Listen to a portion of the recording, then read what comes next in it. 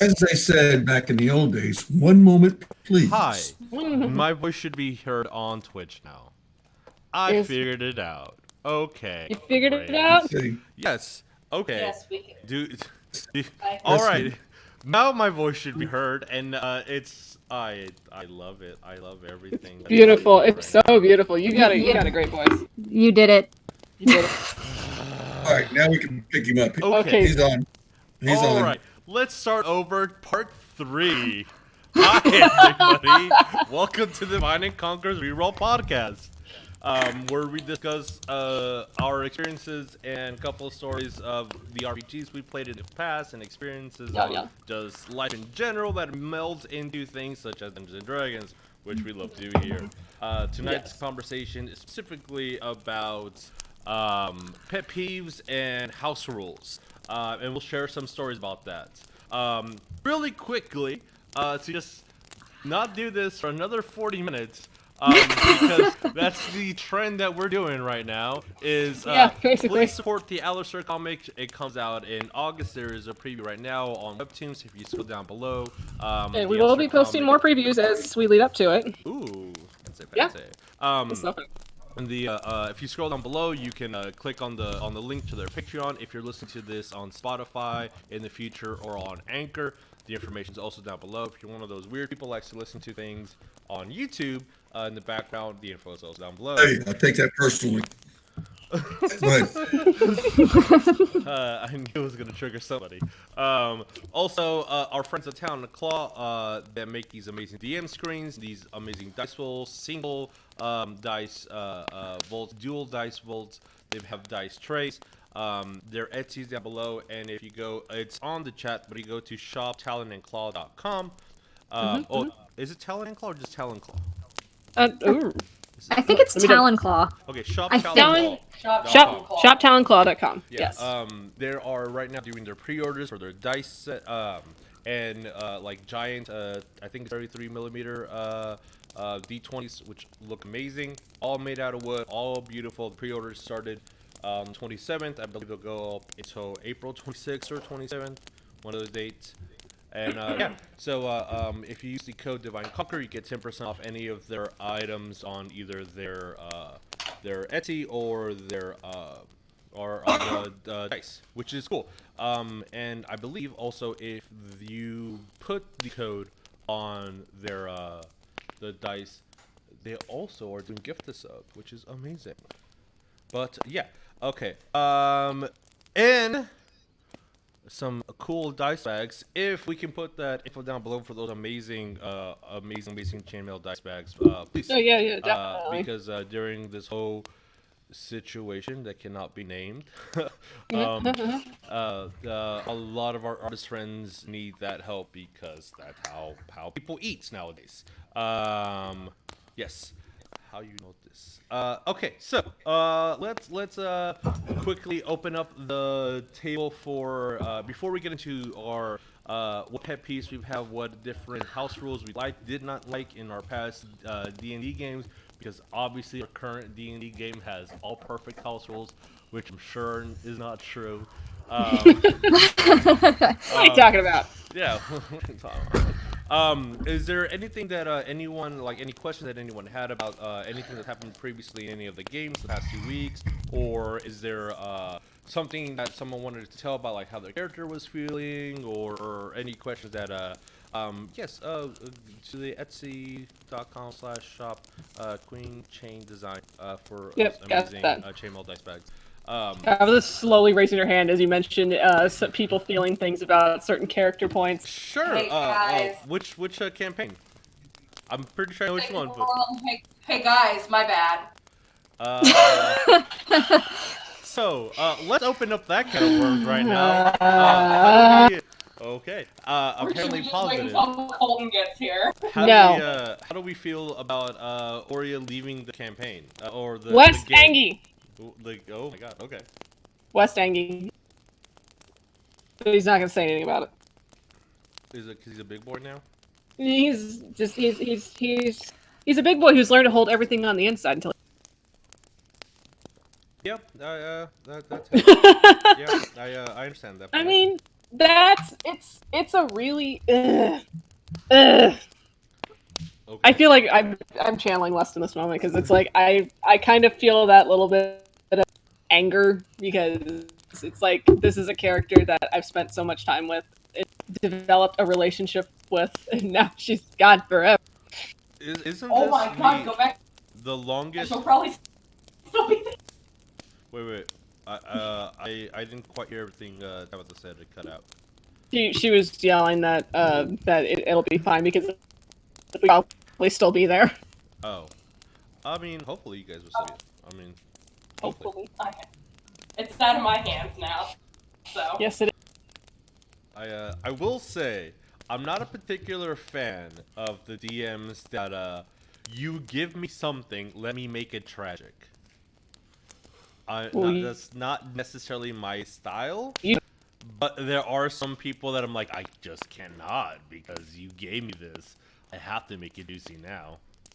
Dude, Can you turned. Oh, that was That was so bad, bro. You turned into a robot. Wait. Oh, I was to follow what you were saying, but it was difficult.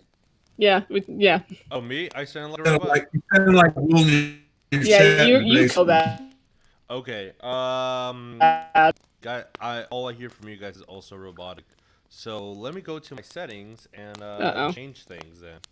I think my laptop just cannot handle this. Great. Let me lower this. We are not streaming at the moment. Like we're so low on frames that we're not even live. What? Okay. Let's. Okay. Hopefully it's working again. I don't know. I don't know what else to do. Yeah, technical difficulties. So what was that again, Tabitha? what was it that you said because you cut out really? Oh, okay. That I'm not the type of the DM that likes to just get your backstory and like always make it dark. Like, oh, you have a loving family who supports you and loves you. Let me make them villains. Like that's not. Okay, Dan. That's not. whoa. Good. Okay. I mean, but if you give me I'm something just that's so juicy, I will use it. But I tend not to do that if possible, just because Fair. more often than not, good things happen. Basically, what you basically saying is the main situation of the adventure. If it happens to come to play, you'll add a little dash of this and that, but Yeah. you're not steering the whole campaign towards that scenario. Yeah, I'm not going to make a scenario where like, I don't know, don't quote me on this because I might, but like you guys, the party won't go back to Fangwood and then all of a sudden see all of the Loxodons dead and only Aurea survived. Like that, no, like that's no, that's not gonna happen. Oh, I just thought of another thing that I can add to my pet peeve list. Yes. I'm writing it right now. Okay. And that makes me. Oh, he's writing it.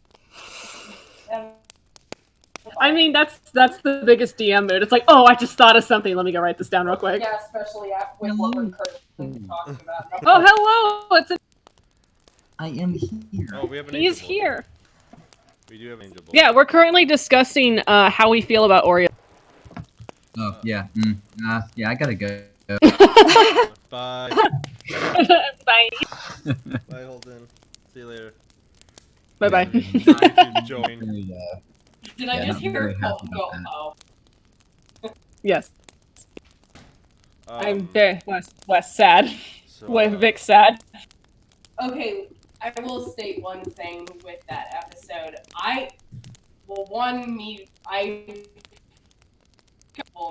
Not even telling the person who's obviously in the apartment with me my choice. I mean, it's fine. You can do whatever you want. And then two, fact of that freaking gift that Wes gave Aurea and Brahmi. What about Those it? were legit tears. I was really in game. I was moved by that. Hey. It's having good. Of course. I'm Good. glad that you guys That's were my able sole job to do. to enjoy those emotional moments together. Yes. Like, because that fuels the story. That's amazing. That's really beautiful. Ooh, there's some fun chat things happening over here. And also, that's that's uh, uh, as I'm dealing with the situation in front of me. Yes. Also, it's great to have a story where a character leaves not because they died. But yeah, because they're, you know, Their story is well, not 100% quote unquote over, but like Dickie was saying, the main characters are doing this thing, and now that person needs to go away from the main characters to do their thing that's also quite important to them.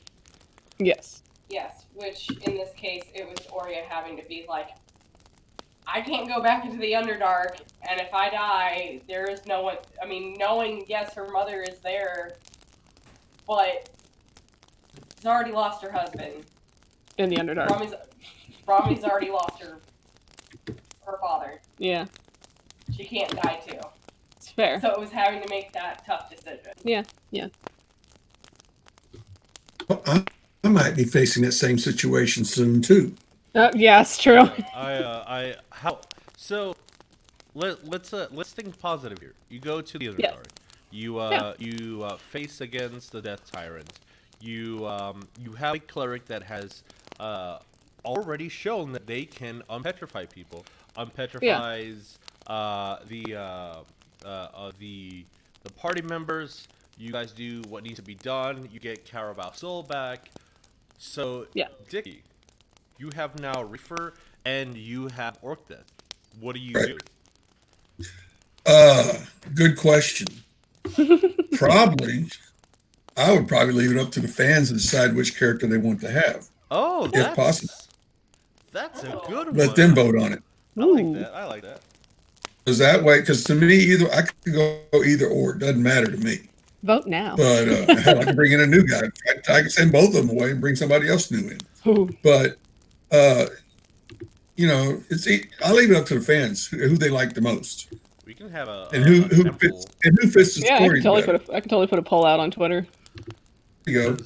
Because there's also the option. Well- Yeah, like you're saying, there's also the option of well, Orc Death did what he wanted to do. He found the adventurers that went down.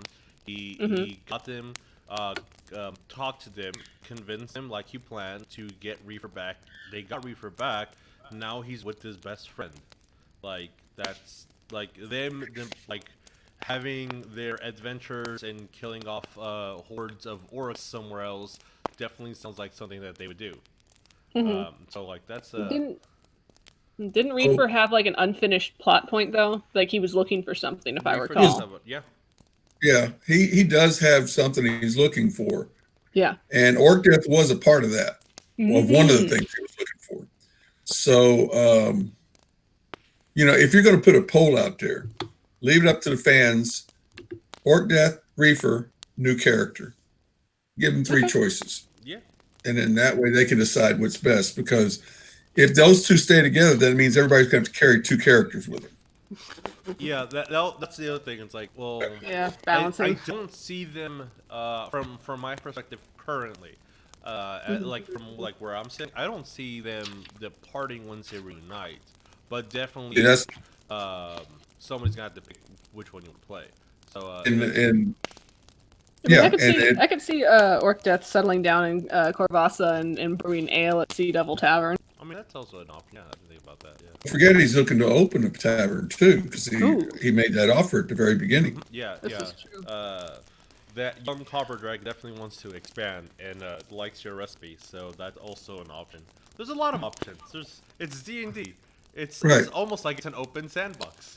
It's a big old sandbox. But we got to get through first option, get them both out alive. Yeah, that's the hard part. Wait for it first. Key, alive. Keyword alive. Yeah, I mean, we'll see. I sent the you guys Underdark again. some pics, and you guys are now the actual appropriate level to go down there. Ooh. Unlike That makes it before, more where exciting for me. I had to like, I mean, yeah, that could happen, but let me push that aside right now because I don't want it to be K. Fair. But no. But now we got our big pants on and we can totally go for a TPK. God. Oh man. Don't give him No, I ideas. just brought Cole in. I Okay, mean, roll a new character. I already have my backup plan, so I'm good. I already told you guys, if there's a TPK with your current party, because of things that have not been discussed to its fullest, just because the story's developing, there just might be, let's start next campaign, because things will catastrophically transpire. Not that, like, you are the chosen one, but because of very specific strings of faith, you guys are very important people to very high up individuals that have not been discovered. Oh boy. So, your survival is hindering or aiding some individuals. As West, that makes me sweat just a little bit. I need you to not laugh like that, Dis. So, and how does Ariel feel about Cole? I know he discussed you guys discussed a little bit in our private group chat, but for the audience, what up, bro? What's up, Mario? Yeah. How does Ariel feel about the Underdark or Oria? Cole? Well, Cole specifically, but anything. We already have comments in chat saying that Cole is baby. Cole is the. I mean, yeah, because he weighs 90 pounds. I was gonna say, he literally is the smallest and frailest amongst you. Is so small. Small with an O. Oh my lord. Yeah. He's. Cole is baby. Oh, Good lord, people. MacGuffins. MacGuffins are fine. Yeah, you guys have a MacGuffin with you. Yeah, we know. We know. I'm aware. Yeah, so, wait, how does Cole feel about reuniting with Ariel, and how does Ariel feel about reuniting with Cole? Yeah, I'll what's let up? Cole go first on this one. Well, honestly, Cole's just like, oh, it's literally kind of like the whole Crowley thing. I'm like, oh, hey, Angel. Oh God. Cat face. Oh God. Because, I mean, he's pretty much picking up on the idea of like, okay, you don't think very highly of me because of what I am. Perspective. Like Yes. He's a very wise individual. He knows how to read people. Knowledge clerics. Yeah, Knowledge cleric. Yeah. No, when I was pretty much workshopping him and looking at the knowledge cleric table, I was like, oh my lord, the amount of stuff that just comes with. Yes, exactly, Hannah, a wise ass. I mean, yeah, he is a smart ass. Yeah. There you go, smart ass. It's almost like knowledge domains gives you knowledge. Knowledge. But, yeah, no. But, I mean, he's not there to try to, like, prove a point. Let Ariel believe what he will. I mean, it's almost as if Cole has his own story to tell. Exactly. You know, like everybody else in the party. I was saying, It's all like- the characters got a story to tell. Yeah. Mm-hmm. It's like how when it came, okay, I will not lie, when it came to Spirit, when I had cast Spirit Guardians on Friday night, and you were like, well, what's the form the Spirit Guardians are going to take? And then I'm thinking in the back of my... And then I remembered, I'm like, skulls. Yeah. Yeah. Skulls it be. So. And then, of course, hearing Ariel like, oh god, this is a bad thing, and I'm like, but you haven't talked to him yet. We've technically talked to him before. Yeah, you guys. Yes, You you met. haven't talked to him yet. Yeah, we already met him. So I wouldn't say we had a read on him, but we have met him. Yes. Cole had We a just never got his name. Based on the notes I was given on Cole, I was like, Uh-huh. okay, if this happens and this situation happens, which I never plan on you guys interacting with Cole other than Cole just being there as a possible, hey, here's a kid who has good power. So And then I had some of his backstory. But when you guys were like, no, we're gonna go up to his room and talk to this kid, it was like, okay. This Oh is yeah, how I no. was When that told. happened, Yeah. I was mentally panicking. I mean, that's when all. that That's happened. all. It was funny because that was all Orc Death. He's like, "Hey, that guy's got the power. Let's go talk to that guy because I need him." And I'm just sitting there like, oh shit. That was good stuff. I loved it. Favorite part was when he To be failed his honest, own goddamn the, check. the candle though was something that was right up. That is hilarious and totally fits his character. That That's he would seriously fit his fail at his character. own magic device. Yes. I was like, yep, that was sounds beautiful. about right. That was beautiful. And the thing is, he has high wisdom too. He just rolled, I think, Yes. a 2 or a 3, which totally made Yes. him fail. And the DC was incredibly low at 12. So, yeah. Oh, baby. Yes, his wisdom is Yeah, he just had a basic candle of truth. Like, it was a one-time use item. It was like, oh, okay, well, I guess it's gone now. Oh, well. But Yeah. at the current moment, I feel that Cole knows more about the party than the party knows about him. I mean, we didn't Yeah. even get his name the first time around, so that was kind of yeah, rude. that's what I thought was his name, but he was able to get it to everybody else. That was funny. I mean, that seems like a Cole move to do anyway, if you Yeah. think about it. It's just True. like, I'm going to know more about you, but I'm not going to let you know anything about me. I mean, Well, now's your chance. because from the DM's perspective, on Cole's perspective is, I am waking up from a hangover. I Yeah. talked to you guys yesterday. What are you doing here? That sounds dangerous. Now I'm intrigued. What are you guys doing there? You say you're this, and you obviously know these words. You're obviously this wrong. Why haven't you solved the riddle yourself? Something's going on here, and I'm gonna poke at it. Yep, let me poke at the stick. Oh my gosh. Love it. Uh, So what's Ariel's opinion? Uh-huh. I'm wondering what Ariel's opinion. Yeah, I want to know Colton's opinion too. Where are you at, Ariel? So,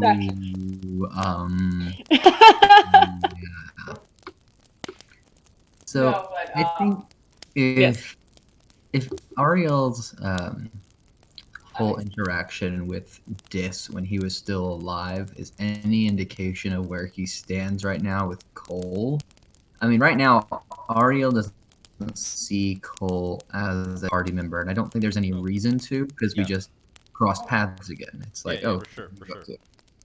so he's kind of, standoffish to Cole. He's like, I'll do my duty. I will save your life. But after that, you're on your own. It's going to be when the party kind of adopts Cole as a new member that Ariel is going to struggle with that particularly hard. Considering, I mean, Angel, Tiefling, those are very opposite ends of the spectrum, I want to say. Yeah, Oh, but look at him. He looks so harmless. Ariel has been alive for a very long time, and he's not an idiot. Yeah. There is a difference between being born a tiefling and being resurrected in hell or in the abyss. So, Yeah. Ariel knows tieflings didn't choose their bloodline.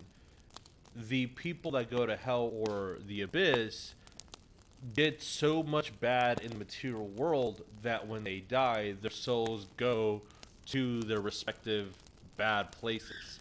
So, so with that, is Ariel basing his opinions on Cole based on Cole's interaction and Dis's interaction, or the tiefling race as a general? I mean, this is why, I've been kind of dreading the concept because it's so not me, but having to, I guess, role play the kind of preconceived racial notions that angels would, I'm assuming, have against a species that they assume to have some type of connection to the abyss. Basically, what you're saying is you're now with the theme of it's a pet peeve of your character. Ooh. Oh! Whoa! Nice. What? You cut out on my end. He's basically playing into the theme of tonight, which is, so you're saying that what Ariel might have is a pet peeve. Kinda, yeah. I mean, Yeah. it's more of a prejudice, I guess, that Ariel has against tieflings in general. It's not that he's encountered a ton of them before. He knows the race, he knows what they are, and he knows that not all of them commit deeds of evil, like we've seen with Cole. So, help the queen, he worships Farlagon.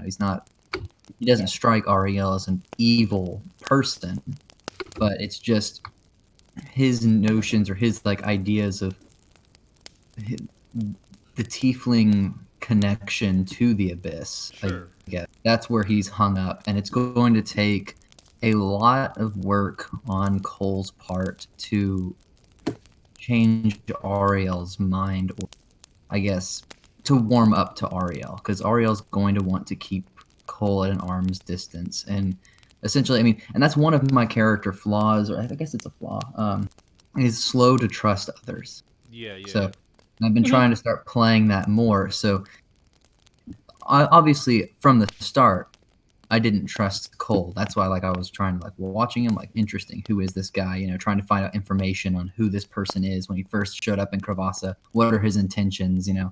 And now that he's potentially joining the party, it's just going to be Wes literally carried him like a sack of coal. Yeah. He's a small boy, but He's so small. it's gonna take some time for Ariel to trust And his intentions are pure. Even if he were to detect good and evil and find out that there's no evil in Cole or whatever, it's still gonna take time. yeah, for sure. And Yeah. adding more to fuel for that specific fire, when Ariel and Wes meditated, Ariel after the meditation, after the vision that you guys both saw, when Ariel prayed to Paylor, Paylor said a very specific thing to Ariel. Ooh.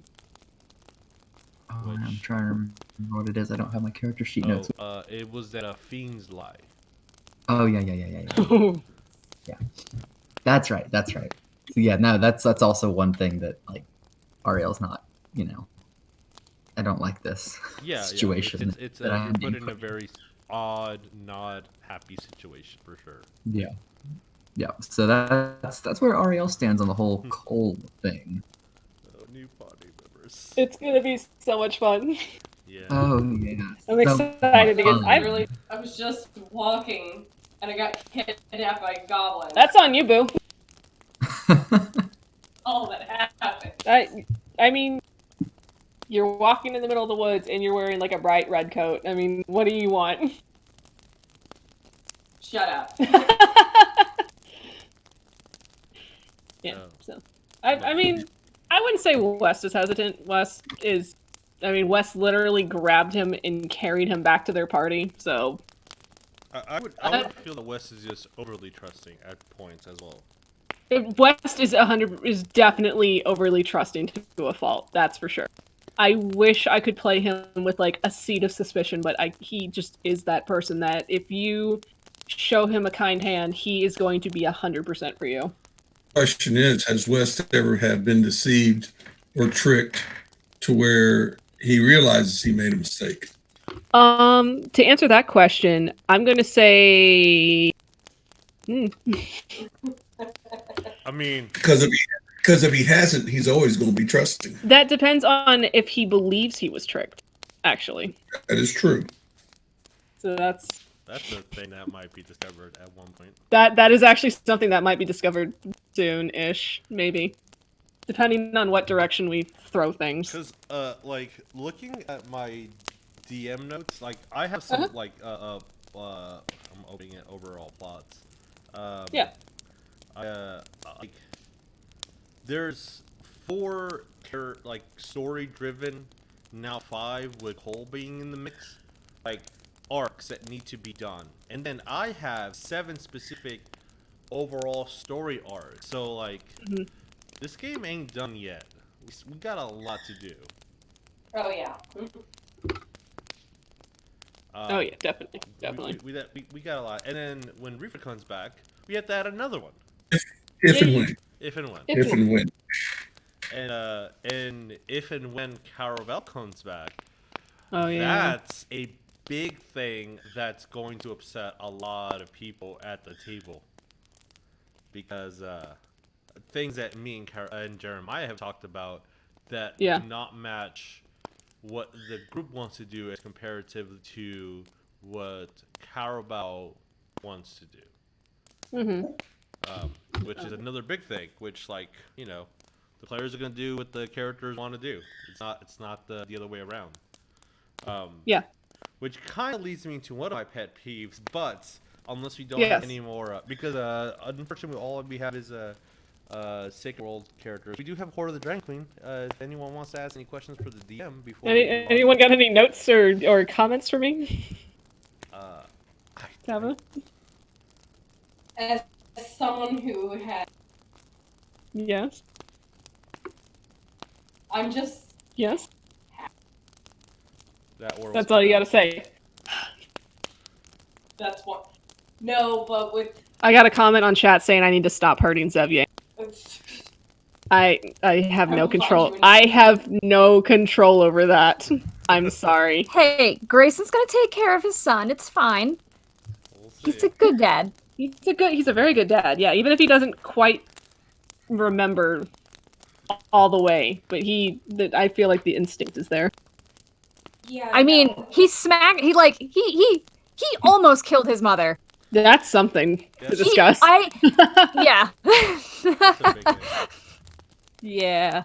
I during that whole encounter, I was literally sitting there like, is he going to kill his mother at this moment? I had to like sit there and really think. I'm like, oh my god, what would he do? Would he just put a hold on her, or would he literally just crisp her with some fire? As I had told you earlier today, I don't know if this is revealing too much of my hand, but I'm thankful that it didn't turn into a fight.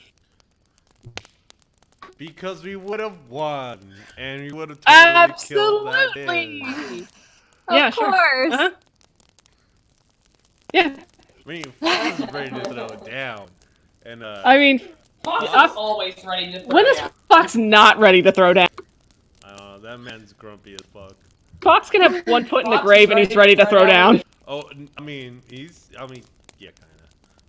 To be I will say this. To be honest, I was so freaking nervous when Fox took that boulder from the hill giant, I mean, fair. and then I remembered what other. How many panthers was that? 8. 8 panthers. I mean, like, That's a shirt. It's really easy to counter casters. Like, I had the discussion with the Harry Potter group. I'm like, well, what if I just use this, like, they do the same thing. They summoned, I think, 8 fairies. Each fairy can polymorph. Oh, cool. Yep. For 1 hour, polymorph will take care of everything. Yeah, but the fairy has 1 point of HP. And has to keep Yeah. concentration on the spell. Yeah. Fox had 9 HP left. If he took 9 points of damage, he would lose concentration on his spell, and all Yep. those panthers would go away.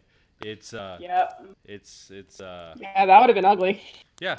I mean, it's really easy. Which is one of the things that I'll discuss later, but to the point of like DMs trying to nerf players for being clever. It's like That's, I mean, or rewarding players for being clever. It's like sometimes we get so bogged with like, holy crap, I didn't think about that we forget like the basics of the rules. and to a point that I'll discuss like in detail later, but like D&D has been on for a long time, and Wizards of the Coast has a lot of money and a lot of people that get paid very, very well to make sure the game's balanced. And they're not going to put a spell like conjure woodland beings, summon 7, 8 fairies, and think that's not overpowered. They've encountered that. And here's a really simple thing. Fireball! Wow, look, like all the polymorph went away. Ha ha ha ha. yeah. Yep. And especially if they're flying? Oh, cool, now we got fall damage coming to that person. Yep. It's easy to counteract those things. At the moment, some of my players, especially in the Harry Potter world, is like, well, you're not encountering things that are intelligent. You're encountering beasts. And that's a very specific thing. Like, you're encountering elementals. You're encountering monstrosities. And you're encountering things that don't have emotions. Because I'm very, very specific on the idea of killing a person in that world. Because, like, the major, like, thing that they're hinting at is in the Harry Potter world, death's inedible. So, like, and death corrupts your soul. The fact that you kill somebody will corrupt you. That is like a major defining rule of that world. So, they've only killed one person in the entire campaign.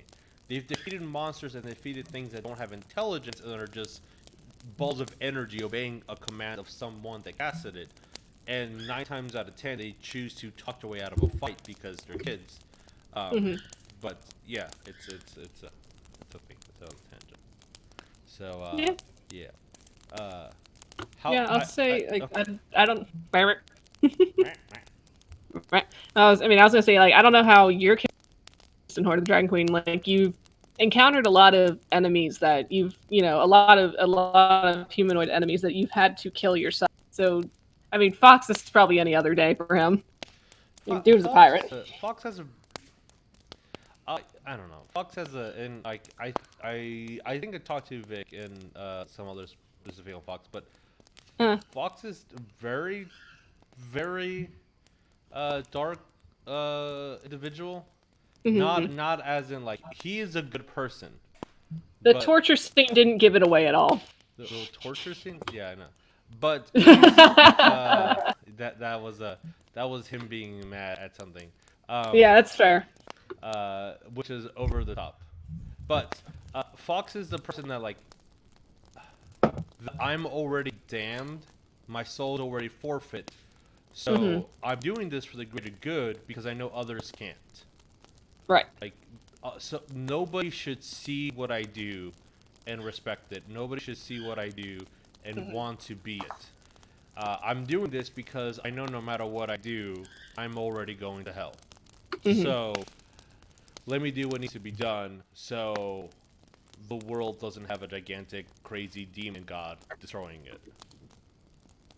Right. Yeah, fair. Also, he just really wants to sleep, and nobody's going to let him sleep. Yeah, nobody's ever gonna let him sleep. Yeah, no, I guess I just only brought that up because I guess wanting to poke at how other characters feel about being in those situations where you have to kill something that's actually like free thinking, like how we encountered the ogres and the giants the last time, and I mean the owlbears, they were working with the ogres and the giant. Yeah, and that's why like the first thing was Fox is like, what are you doing? Owlbear, you're like, we're not in your territory. What are you doing? Oh, this is happening. But there's also it's easy, I think, and I kind of like weigh on this a lot for Fox. It's easy to say you brought this on yourself. And Fox uses that logic a lot. Right. At the same time, Fox is more of an animal than a person. I mean, he sleeps on the dirt and he eats grubs and like he's more connected with the natural side of things. He hates cities and he hates laws and he hates buildings and the aristocratic society. He's like, you can put Fox in like the opposite end. He's like, oh yeah, that's definitely the enemy right there. So it's Fox weighs on like, you came at me, you attacked me. So it's easy for me to go all out if you don't stop. If you're not running away, then I can't run away. Fox has something really important that he has to protect at all costs. And that is a spud. That is a spud, yeah. And yeah, so like with Fox's viewpoint and kind of taking it over to somebody who's kind of on the opposite end of the spectrum of Fox, who was raised in some sense a domesticated, like high society sort of environment, and suddenly being thrown into the hard, gritty, dirty world, and now he's having to kill for the first time, and that being Xavier, like who Fox was excited for his first blood, and Xavier, on the other hand, very hesitant about it. But so just I guess just kind of looking at those two characters and like their psyches, I guess, on how they perceive things. I suppose. Yeah. I mean, Yeah. Yeah. Yeah, he's Yeah. not okay. Just gonna make that point. So he's not okay. He's really not okay with that. So yeah. So, Oh. oh wait, do That's we where have things on chat? Why does that know? Zevi isn't high society shelter. Technically, yes, he was sheltered for a family. He was not loving, family sheltered. I mean- Excuse me. Well, here's what I'm gonna God. say. He was living in essentially a bubble where it was himself and his family cared a lot about him. And then he was moved into high society when he left, and he was kind of, as we had discovered, imprisoned there, and kind of held prisoner under expectations that were his grandmother. So, I mean, a little bit of both worlds, technically. But as comparing to his life with his family and then suddenly being thrown out into the world, you could say there is a little bit of shelteredness to it. He wasn't babied at all, but Oh God, no. no, he wasn't. From the backstory I was given, he was not babied. But comparing it to how he was growing up to where he is now, there is a little bit of a moment where it feels like, you're a young 20-something that it was living entirely dependent on your parents, and now you're on your own and you have to pay bills, and the world is scary. There was a reason. I know. There's a reason for it all. There is a reason for it all. And his parents love him very much. Yes, they do. Thank you. They do. Taxes are terrifying. So, I guess this is the part where we can move into our topic. Sure, let's move into our topics. Pet peeves. So let's pet peeves. As I am opening my notes right now. Does anyone have a current pet peeve? I have a list of things that are just like kind of snappy little quick things. But, Yeah, me too. But I'll Send it around the table. Yeah, Oh. Send it around the table. Everybody's got to have one. Yeah. No, we all have one. Let's, I have like maybe 5. to conduct this, I'm gonna go down the streaming poll. As per usual, Ariel at the top and Vic's at the bottom. So our Angel Boys all the Bottom of way. the barrel. Is this Of a course. alphabetical order type thing? It might just be alphabetical order, and that's why. Because B, Yeah. then L. Okay, so it is alphabetical order. All right, but let's just be funny about it. I'm in hell, guys. So who has a pet peeve that they want to We all if do. it's quick We or all if have you have a one. story behind it, please do. So like, What's what? is this like a pet peeve about like playing D&D? Like what in game like drives us crazy or something? Anything and everything, bro. Just Whatever's pet at the peeve- table. Pet peeve that happens at the table. You've seen, you've heard, you've read. Like, oh god, glad it doesn't happen at our table. Or like, man, this happens all the time. Jesus needs to stop doing that shit. I think I can't think. I know there's more, I'm sure, but Pick the one. one that comes to mind right now would be scenes where it's like a specific character and it's just the scene is not progressing like very quickly. Like the character either is like unprepared of what to say next, and we just linger on a scene for like, minutes at a time. And I'm just like sitting here, I'm like, oh my gosh, how long does it take to, ask this dude a question? Or how long does it take to buy a potion of healing or something like that? I just kind of like drives me nuts sometimes. I try to jump in character, try to move it along a little faster. Like, hey, let's do this, let's do that. But I think that's one of my pet peeves. I apologize if I'm one of those people. Thing too long where we shouldn't be lingering. As somebody who's playing West, I apologize greatly. Hey, you're doing it in character, so if you linger, that makes total sense. Okay. It's when it's done in character. It's when it's like the player's not sure where to go. Yeah, it's the player who's keeping it like held up because they don't know what to say, they don't know what to do, but they want to continue the scene or something, but they're just stuck. Do you think, because this is I agree with you on that one a lot. But I think from my perspective, there's a real reason why that happened. Like a very like, oh, this is a thing that's important in my past, so like that's why. Because we both come from a theater background, and it's like, all right, the beat should have continued. What are you doing? When you can physically feel the beat just Like, go by. Did you read your lines? Cue, Cue. cue, please. I'm gonna just go down my list. Thank you, Colton. I definitely agree with you on that. That is a good one. Yeah. One of my biggest ones for pet peeves is not role playing your stats. Like you have a character in mind, and I'll go really specific at a table that was at a comic book shop, and there was it was 4th edition. There was a Minotaur who the player was role playing in battle a barbarian. Like out of battle was a aristocratic wizard. In dungeons was a fighter, and like I looked at his character sheet just because like he laid it out for us, and like I do understand like personal like don't look at other people's character sheet. But I'm like, man, this is like the wisest, strongest, most intelligent Minotaur I've ever encountered in my life. Holy crap, he rolled amazing, and like his strength was high, his constitution was high, his intelligence and wisdom were in the negatives. Oh my god. And his charisma was, I believe, like a 10 or so. So he wasn't a diplomat.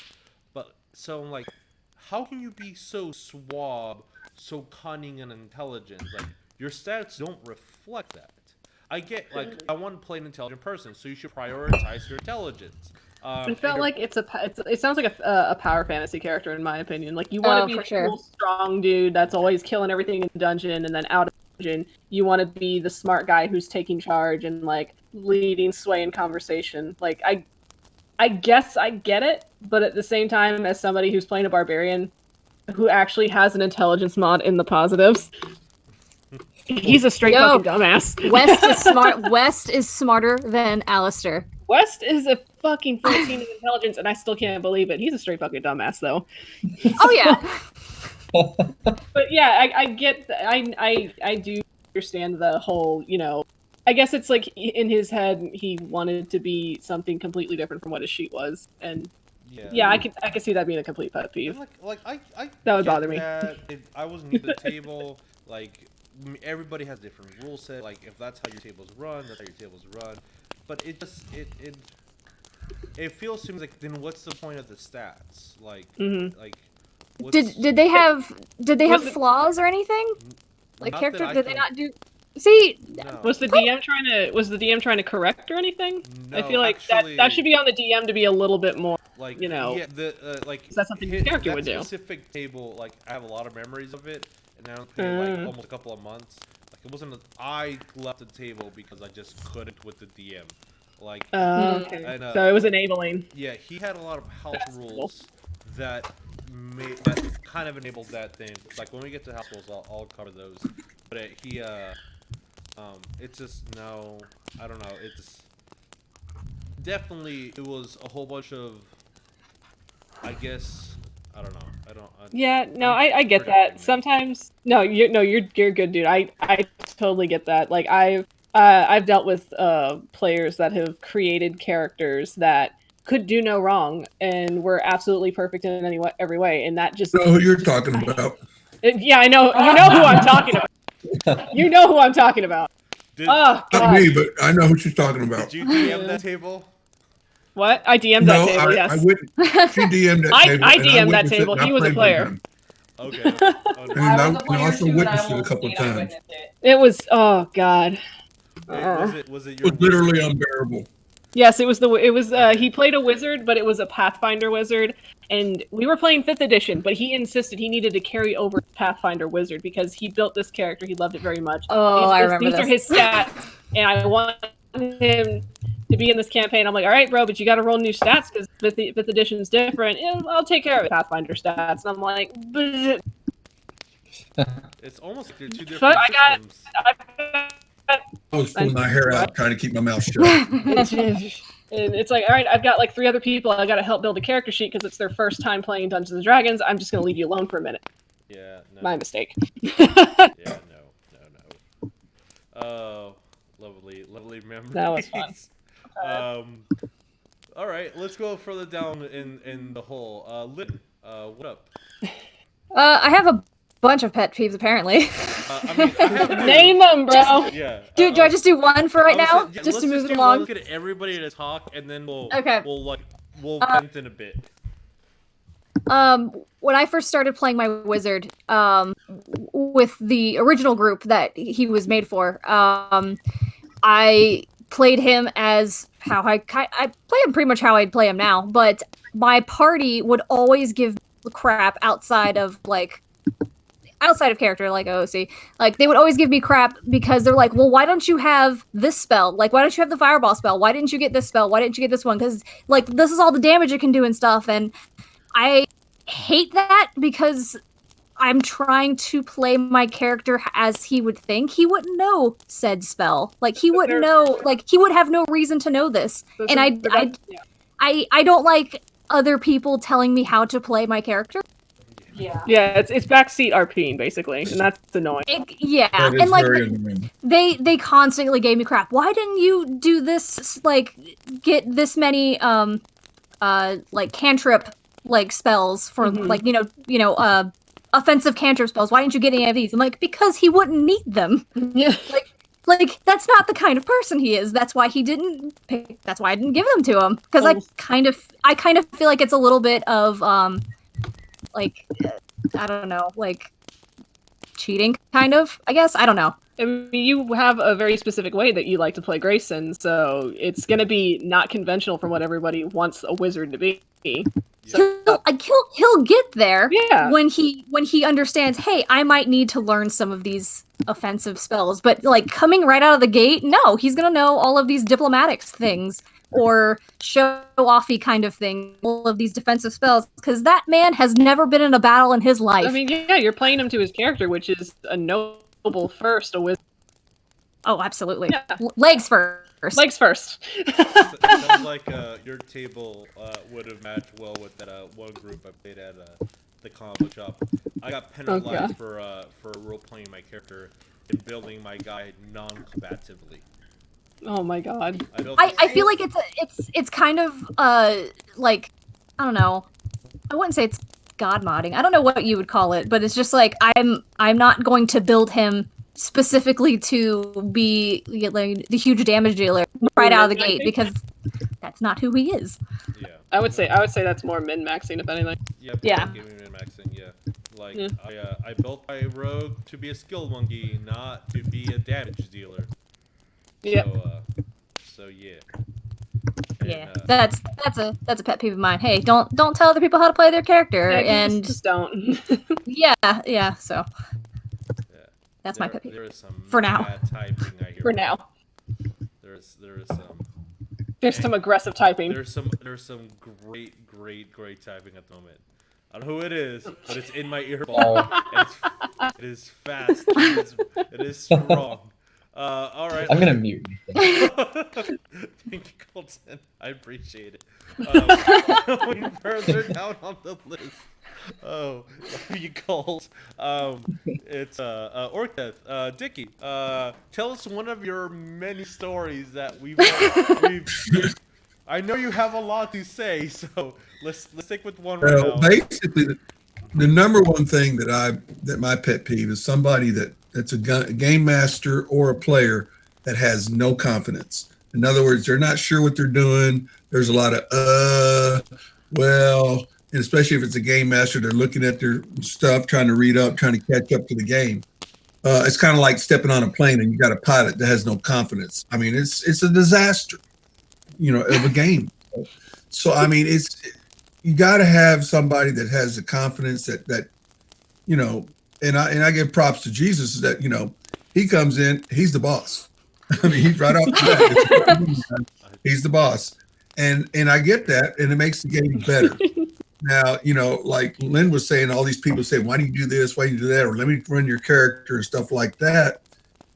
I mean, the purpose is to escape life as we know it now and then enter a different life. But it's still a life that has challenges, has surprises, has a lot of things that you have to think on your toes. And I think that's the beauty of the game. And when you get somebody with confidence that can create a situation, a scenario, a role-playing situation, it enhances the game and it makes the game that much more better. You know, I mean, I rolled up a character for Victoria in Gamma World where she has a bat mutant that's missing a right hand. And she didn't complain about it. She's okay, cool, I'll take it and take it from there. So I think confidence, you know, somebody having confidence in the game makes the game better, but somebody has no confidence in the game. And it's also like a player, like thinking like, you know, what do you think I should do? Should I do this or should I do that? Should I do, I mean, like, yo, run your own character, you know, play your character to, like Lynn says, to the strengths of the character. Yeah.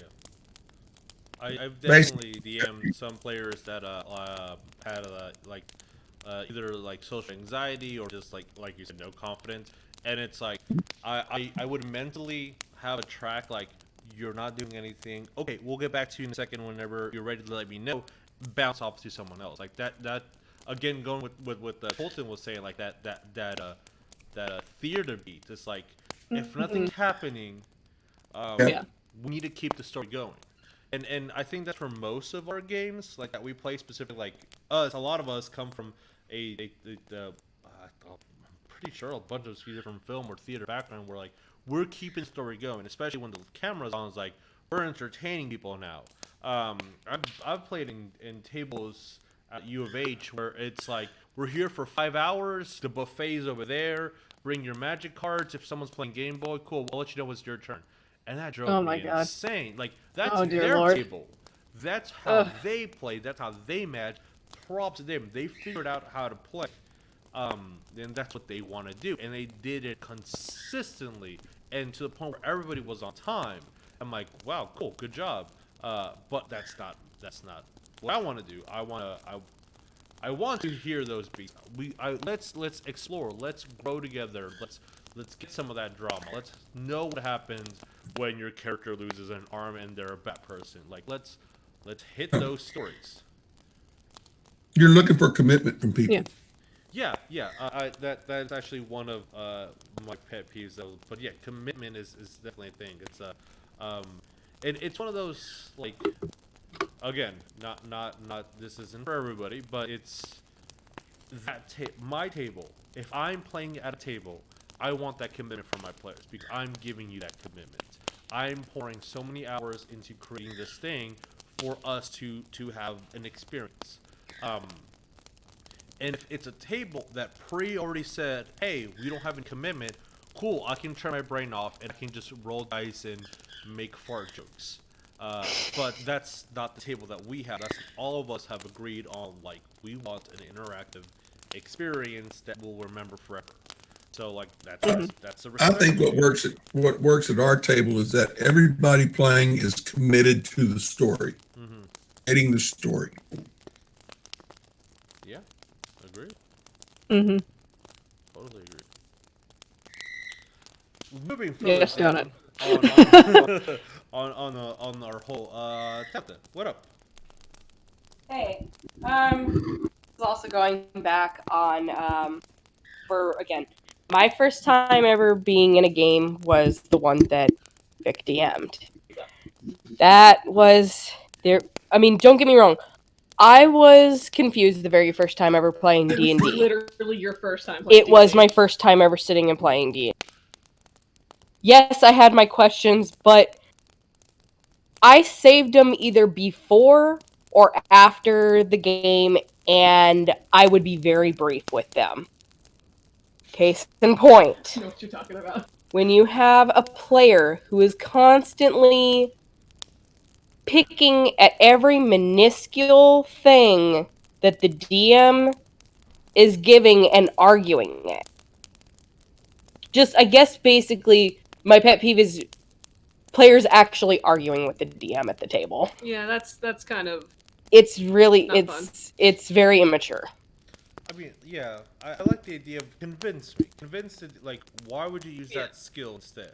If it doesn't make sense, then because we have agreed that is a DM, we've agreed that is a referee, even if you don't agree with it, like, alright, fine, I will forgive myself because I'm in this seat and you are on that seat to carry the story along because we're playing the story together, and that is a position that we've all agreed on at this table. So like, What's also bad in the situation is if a character, like say some player is complaining about another player not running their character right and complains to the DM, and DM automatically takes the side of that guy complaining, that ruins the game big time too.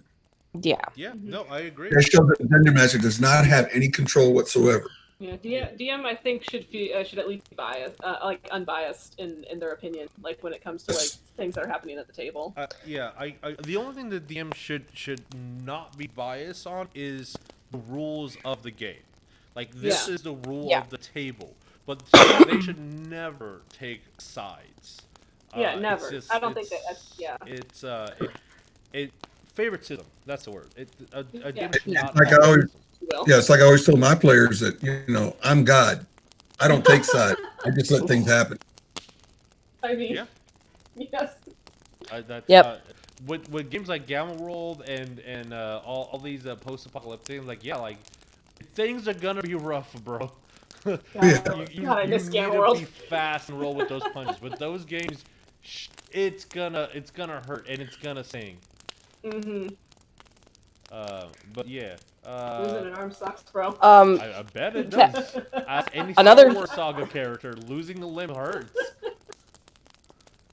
Another thing to also add on into it, and I know it's something that you stress a lot, I try to do my best to memorize, but read your damn spells! Read your damn spells! Yeah.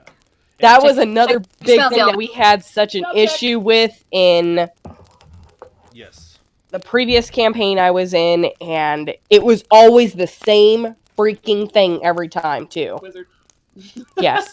No, not just that. No, it was the wizard, and it was always over one specific spell. Enlarged. That one, and then Thunderwave. Oh god, Thunderwave! We had so many fights over Thunderwave. It's just preparation. It's thunder damage, not lightning damage. Move on. It's force. It's forcing. If you're in the middle of combat and it's not your turn, look at your damn spells. Yeah, that's always important. It's I like be prepared. Exactly. Like I know that especially with some like this is a new group. Everybody's learning the game, and like you're the DM who's have experience. You should be patient. People are going to be slow. People are going to ask a lot of questions. As the rules lawyer, as the referee, like I get that. But when it's the 100th time of you doing that, how do I sneak attack again, bro? It's like your number one thing. Like you should. It's your number one thing, and it's right there in the player's head. If it's things like, hey, can I cast fireball underwater? That's a good question. That's a very good question. How does the magic and the physical world interact? Those are great questions. Can I throw a bag of battering on that person? Will that affect? That's a great question.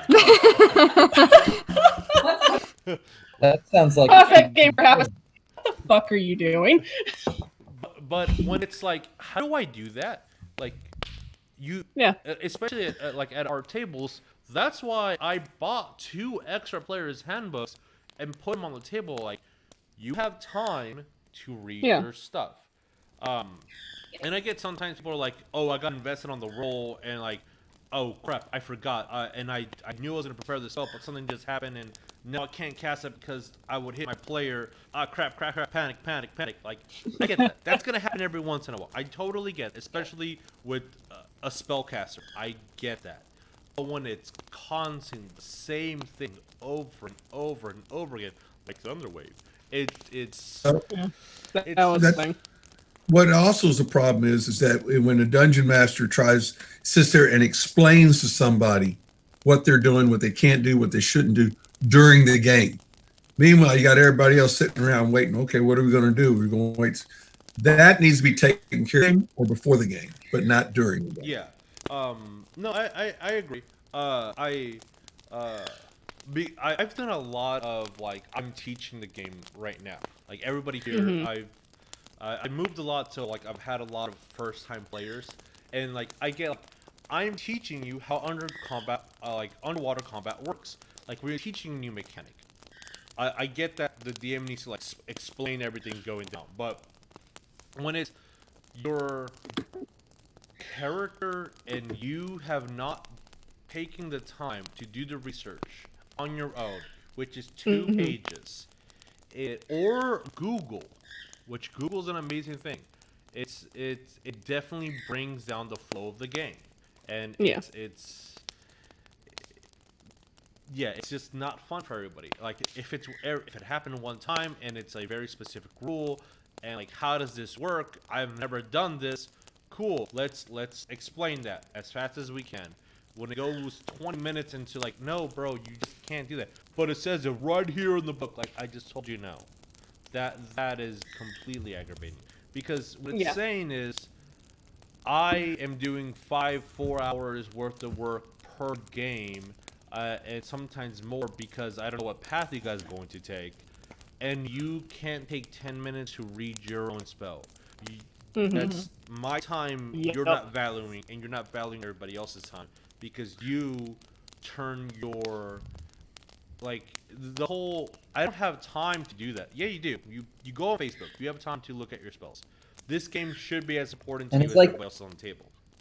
It's like you have so much room on your spell sheet as well. If you have the spell sheet, I mean, if you're a caster, you should have spell sheet Yeah. in addition to your character sheet. It's like you have so much room on that. It's like you don't need a full line to write, guiding bolt or something. Just write it, and then you have so much room that you can write the basics of the spell. Like how many dice do you roll for it? So guiding bolt 4d6. What type of damage and the range? The simple, the must-know things. Just write it down. Make a little footnote next to the spell, so that way you're not always having to look at the book. Phone See, and for me, Google what the I have the 5e app on my, which just gives you basic overall just the spell, including components and stuff like that. But if I do need to read further on into it, I have to end up like, well, now I just have a tab on my tablet to open up and go straight to all the spells. Yeah, and I'm gonna say, no, I was gonna say, like, as somebody who is going from a martial class into a spell casting class, using like I said in chat, Roll20 is free. You can Google anything on that, and D&D Beyond is a good component to use for your character sheet. So if you're like me, a barbarian going into warlock, you can 2 seconds look up your spell. What does that spell do? Is it a bonus action? Is it a reaction? And it's a good thing to utilize those kinds of tools so that you can make the flow of the game go that much easier for everyone else. Those tools are amazing because 99.9% of the time they're extremely accurate. I've only encountered one time where it says a spell is a bonus action, and then when you look at the player's handbooks, it's an action. Like simple like that. That's a very easy mistake to make, especially when hundreds and hundreds of spells. But or trying to remember what spell's concentration and what spell isn't. You write a little C on guiding bolt if it is or if it isn't. You should be prepared. And I don't know. I don't want to down on new players who are oh my god, that's a lot of rules. I don't want to fucking join this game. It sounds like you're gonna get castrated if you don't remember a simple thing. No, it's not that. We've all made mistakes. The DMs even make mistakes. I mean, I've made plenty of mistakes with spells. I've made so many mistakes, bro. It's when it's a consistent thing over and over and over again, and it's a 40th time, episode 63, and you're like, we just had this discussion last week. That's when it becomes a problem that should be not discussed at a table like Dickie said. It needs to be taken out of the table, discuss it, arrange it, and then it should help keep the flow. So much props to Ronnie. It sucks that at the moment he can't play, but this is his first campaign, and he jumped into a very difficult class, Dude, high level, and he's first. I don't have enough room or confidence in my own handwriting, and he's I'm gonna put down the page number. I bought my own player's handbook. I have notes in my book, so when I'm doing this thing, I've already pre-read before my turn how does a water whip work, and I'm going Yeah. to pass it. I'm like, dude, Right. yeah, heck yeah. That was Whatever works he for did you. he did his work. That's a player that wants to play. Yeah. Oh yeah, no. Yes. He definitely enjoyed the heck out of it, and like when Mumrock left, like the next day, like this is what I want to do. This is how I want to do it. Is this allowed? How about this? Can I like? Yes, sir. All the things. Yeah. But yeah. So going down to the bottom of our hole. Hello, The- welcome to hell. The ninth layer. The ninth layer. Excuse How many me. do I you think have? I'm stuck in the second. 3, 4, 5. So those things aside, hey Vic, what's up? Hey, what's up? Let's see. One of my pet peeves that I'm gonna mention that because Tabitha's mentioned a few from an old game I used to DM. I'm gonna pick something a little bit more recent.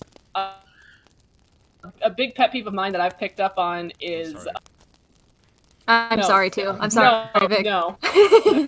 Shut up. No. Here's my thing. I hate it. Like I've noticed, it's just something that pisses me off now.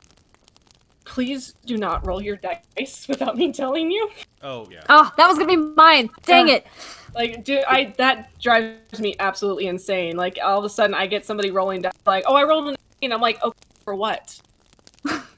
Well, I rolled for this, and I'm like, I didn't ask you to. That wasn't needed. No, please wait until I tell you to roll your die. See, Like- my thing with that is I get you're excited. I understand that, but just wait a minute. I go out on my way to either, wait and ask the DM. Just be like, hey DM, can I roll? Totally. Is it okay? Yeah, Is it okay please if I ask the can roll DM this? ask the DM every. Just like, can I roll for this? Can I roll for But that? I've done Sure. that a few times. Do it. And I feel like I'm aggravated. No, You guys roll when for I do that. roll for fucking everything. I don't care. I Just like just it when wait, people ask me. but just do it when you're asked to. Just Yeah, don't just- cuz I feel like people will roll the die and be like, "Oh, I got an 18 to persuade this guy." I'm like, "Okay." All right, you rolled for You- that, cool, but you don't. What? Uh, You didn't say I've- beforehand. I've had people do that before, Uh-huh. and what I'd say is, if you're going to do that, just roll it and leave it alone, and I'll tell you what it's for. Now, if you're going to be rolling every other time to hit nat 20s and stuff like that, I said, no, we ain't doing it until I tell you to roll. Yeah. Yeah. So There was one thing that someone used to do that I read about where the character would roll something and be like, "Oh, I rolled like an 18 to persuade this guy." And the DM would say, "All right, you feel confident. Now roll charisma." I like that. That's good. That's a good one. That is a good one. Yeah, no, I understand that everybody gets excited and they get really into the moment and they just want to start rolling those nice dice that you paid all that money for. But Like our friends here at Talent and Club. like our friends here at Town and Club, like I am gonna get my hands on dice and I'm just gonna want to roll them constantly. Like one of my favorite things that you do, Jesus, especially if we're getting into like the late hours, you'd be like, pre-roll your attack, tell me what it is, and then we'll get to that. Like, the that's thing good. that I like took that. From my bestie, I can't play D&D anymore because life is a Aw. thing. But No. he would like, we would have like 9, 10 people tables, and he's like, this is taking too long. We need to like do other things. I see people being bored. So on our system, you know your attacks, you know what spell you wanted to do, roll it, and then pretend you hit, roll damage, keep the numbers, and then when it comes to my turn as a dungeon master, I'll explain to you what happened. Even if you roll Yeah, the that's a natural good one. one, keep it on the table, let us know. Which like Yeah. I like totally didn't steal almost every single thing I've ever learned from D&D from that guy.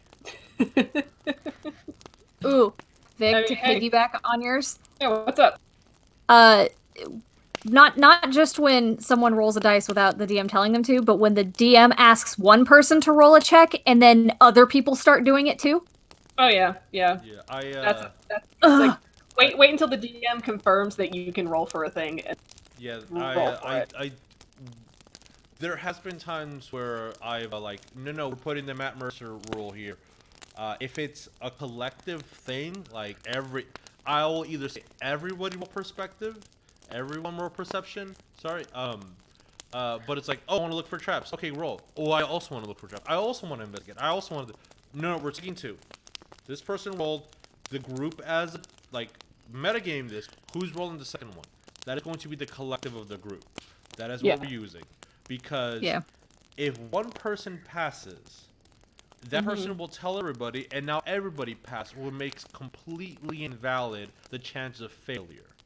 So either everybody does it, and I collect that as a group static thing, like we have 6 players. If 3 people pass before 4 people fail, we will succeed as a group. Or it's you're fine. It's an individual thing, like who sees it first. Maybe you have a turn of action beforehand. But it's if you're a player out there and DM says roll perception and only ask one person, please don't everybody roll it, because that invalidates what the DM wanted to do. The DM might have a very specific reason for only that one person doing it. Basically. And especially if you're theater of the mind, you might not even be in the same room. Yeah. Yeah. People that forget they're in the same room. That happens. Yeah. It's like, well, I want to roll too. You're not even in the same building. That's why I love Jeremiah when he's like, "Am I there? Can I be there?" Yes. I know. I love how he's just like so ready to jump in. He's like, He just phases into existence. It's like, wait, I'm not even there. Son of a bitch. I know, it's always fun. You're like, mother. How I felt when Grayson was getting in Xavier with the whole Rhoda thing. I loved how everyone wanted to. So much fun. That was so much fun for me. It's like y'all aren't there. You don't know what's happening. I know it's like I want to do this. I want to be there. I'm like I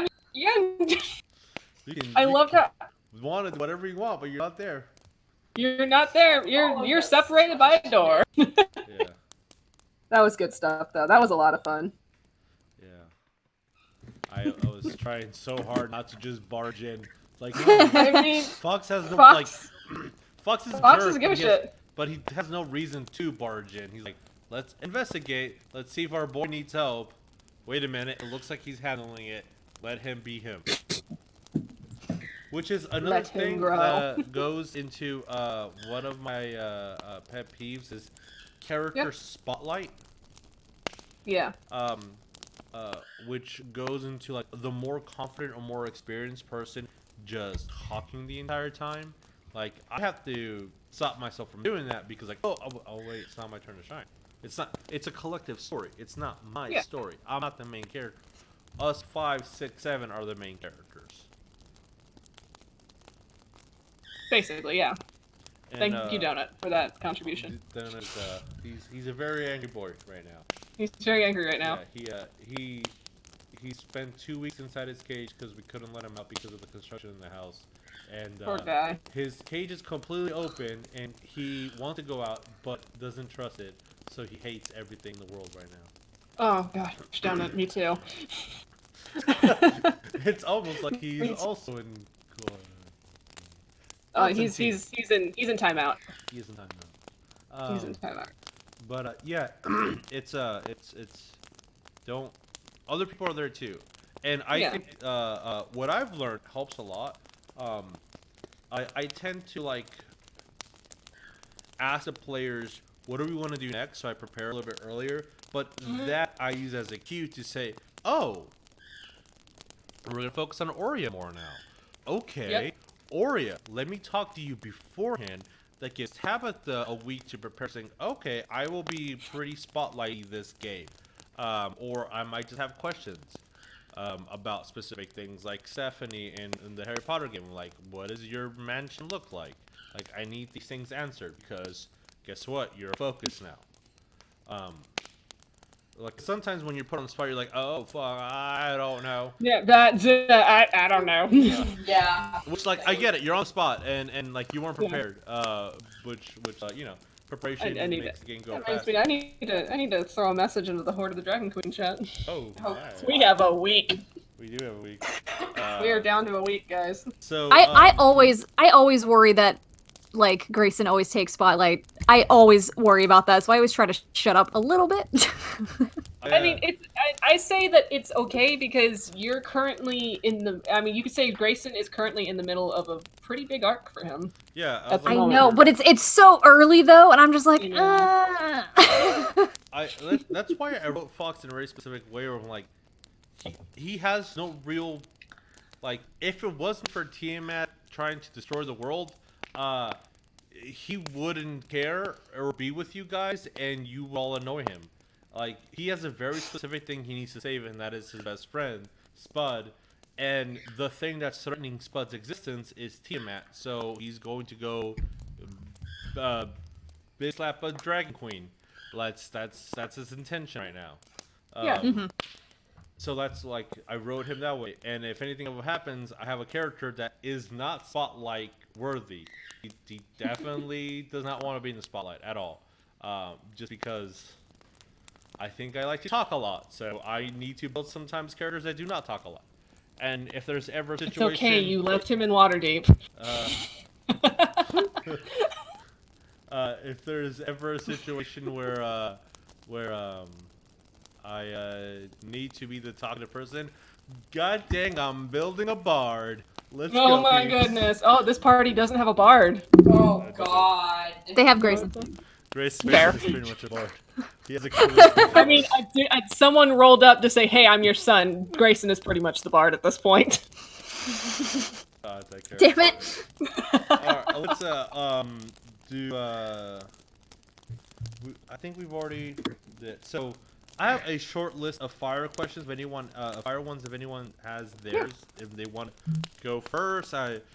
This isn't really scheduled or organized too specifically like most of our podcasts. So does It's anyone organic, want bro. Wait, what was that? I said it's organic, bruh. It is organic. Does anyone want to go first?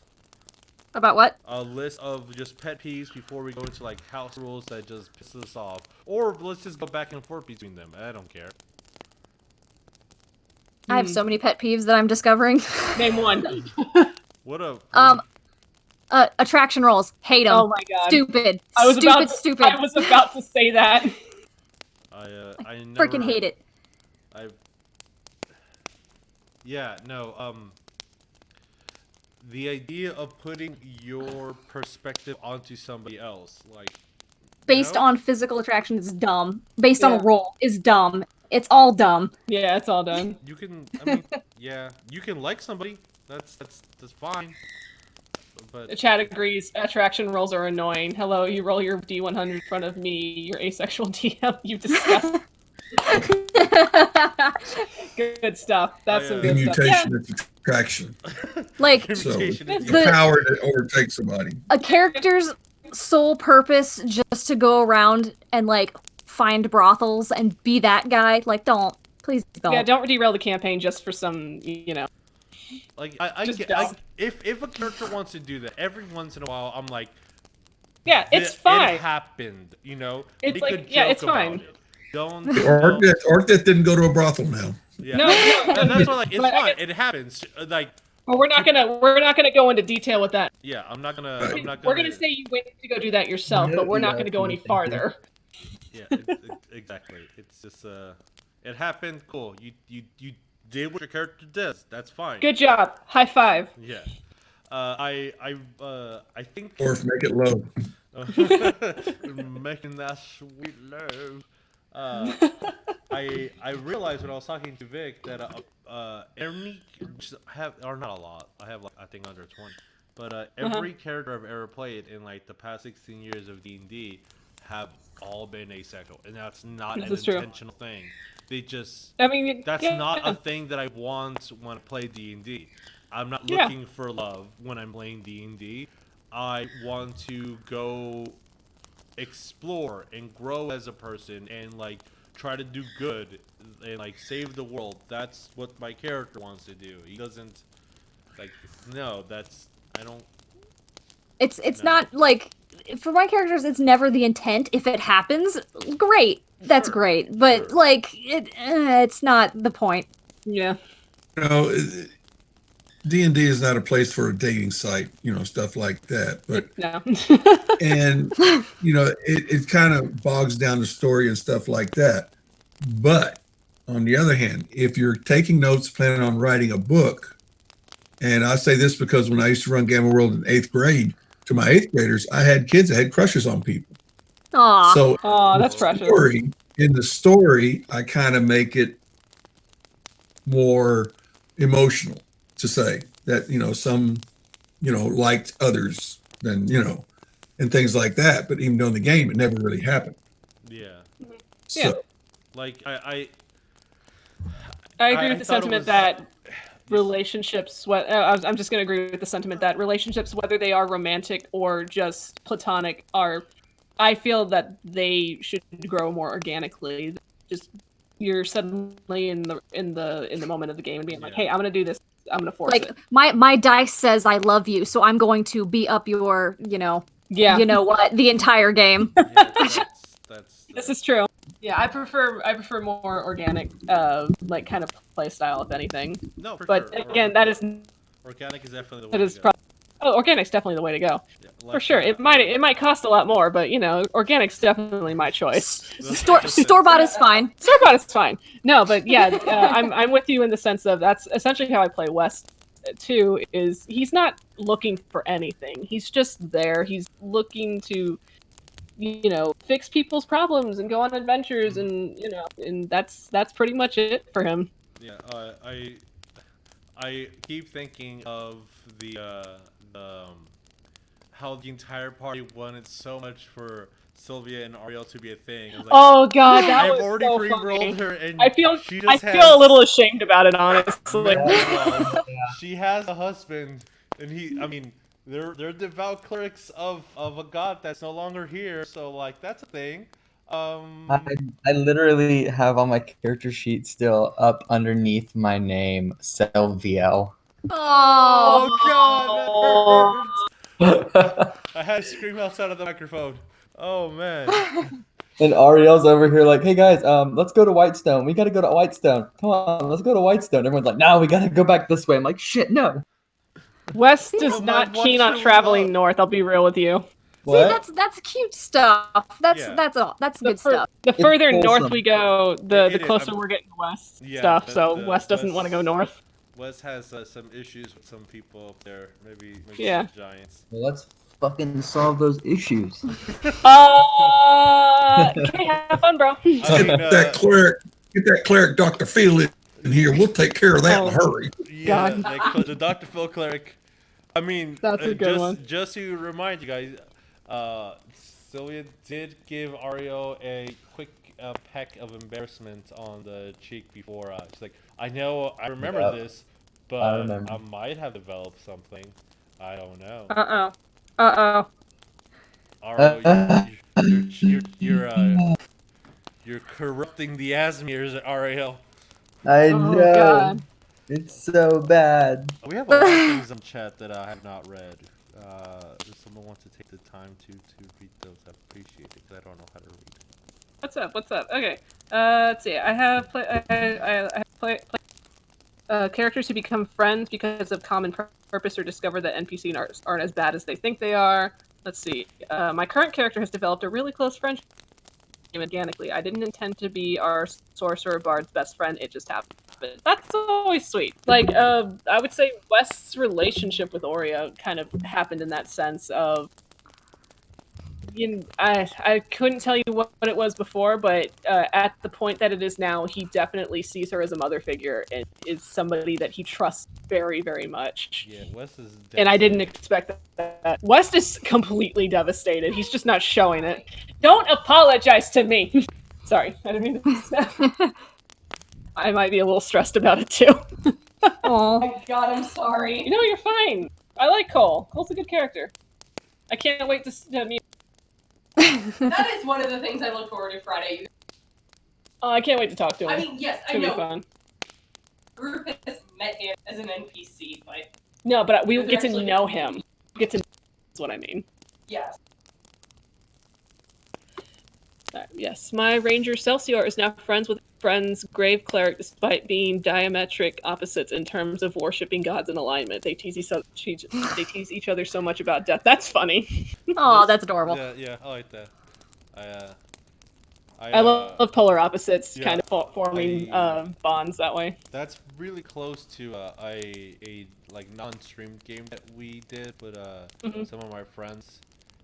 That there were a couple that was engaged, and the girl, just not giving names, she was a she made a necromantic wizard, and her now husband made a very positive, like almost life domain, but a druid. And they're like, we're not gonna be friends in this game at all. We're such polar opposites, and it's like oh, I like that because you guys are like, you love each other in real life, and now you're playing guys that don't like each other. It's cute. It's And, fun. That's fun. Yeah, I believe like the guy also played a girl, and the girl also played a guy. So it's like, oh, we're going all the way on the opposites here. That's fun. Yeah, That is fun. It's great. It's almost like I would say, in a way, West and Ariel could be a little bit on opposite ends because not thematically, but in the sense of Ariel, who's a little slow to trust people, and West, who's just too trusting to a damn fault. Oh, Like I remember their first encounter when they were in the mines, and Ariel just didn't want to speak a word to West, and West was like trying to have like a whole conversation with him. And that was so fun. This happened, and this happened. It's like, Things have definitely come a long way. Yeah, they have definitely come a long way. I cherish their friendships. Yeah. And now West can actually read stuff. I know you're not gonna get him to read that. Such a character development. It is. It's great.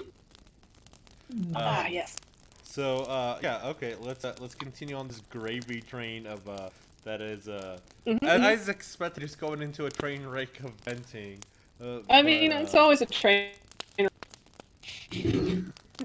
Well, let me look at some of my notes to see some of the things that I think I talked about this a little bit, but a thing that I definitely do not like on the DM side is pet peeve is DM saying without reason, and I'll give an example. No to the campaign on specific things that are core. Like there's and I've had this a person that I respect dearly, but I don't like his when he DMs. He has a very specific rule that I'm like I don't why. And it's just this is my opinion, and that's why. And if you're the DM, my opinion goes. I'm like, all right, valid. Okay. It's there can be no monks, no bards at the table. Why? Because they're useless. Why should you be any of those classes when you can be any of these classes? And I'm like, That's done. My opinions exactly. Or what I'm reading a lot online is my DM will not allow this spell. My DM nerfs this spell, and it's like but there's a reason why the spell was written the way it was. Yeah, like going on the polymorph thing is like I can see at the moment in time you're like, oh crap, that completely solves my thing. Holy crap, that solved the entire puzzle in the dungeon. Well, props to the player for being clever. Like also it shouldn't be the DM has to try to kill you guys and build every situation to counter every situation you do. The world doesn't work that way. Yes, the big baddie will probably work that way because if the story goes quote unquote correctly, the big baddie has been studying you guys and you guys have been challenging each other and they're prepared for you, or vice versa, you're prepared for them.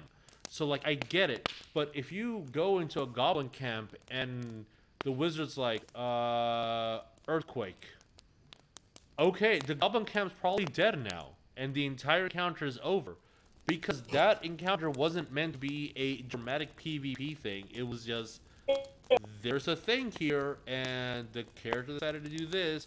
They're all dead now.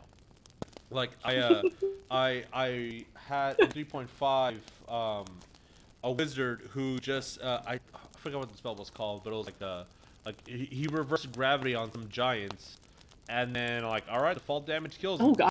And it was like cool, the entire encounter is done. That's all I had planned for today. Let's RP.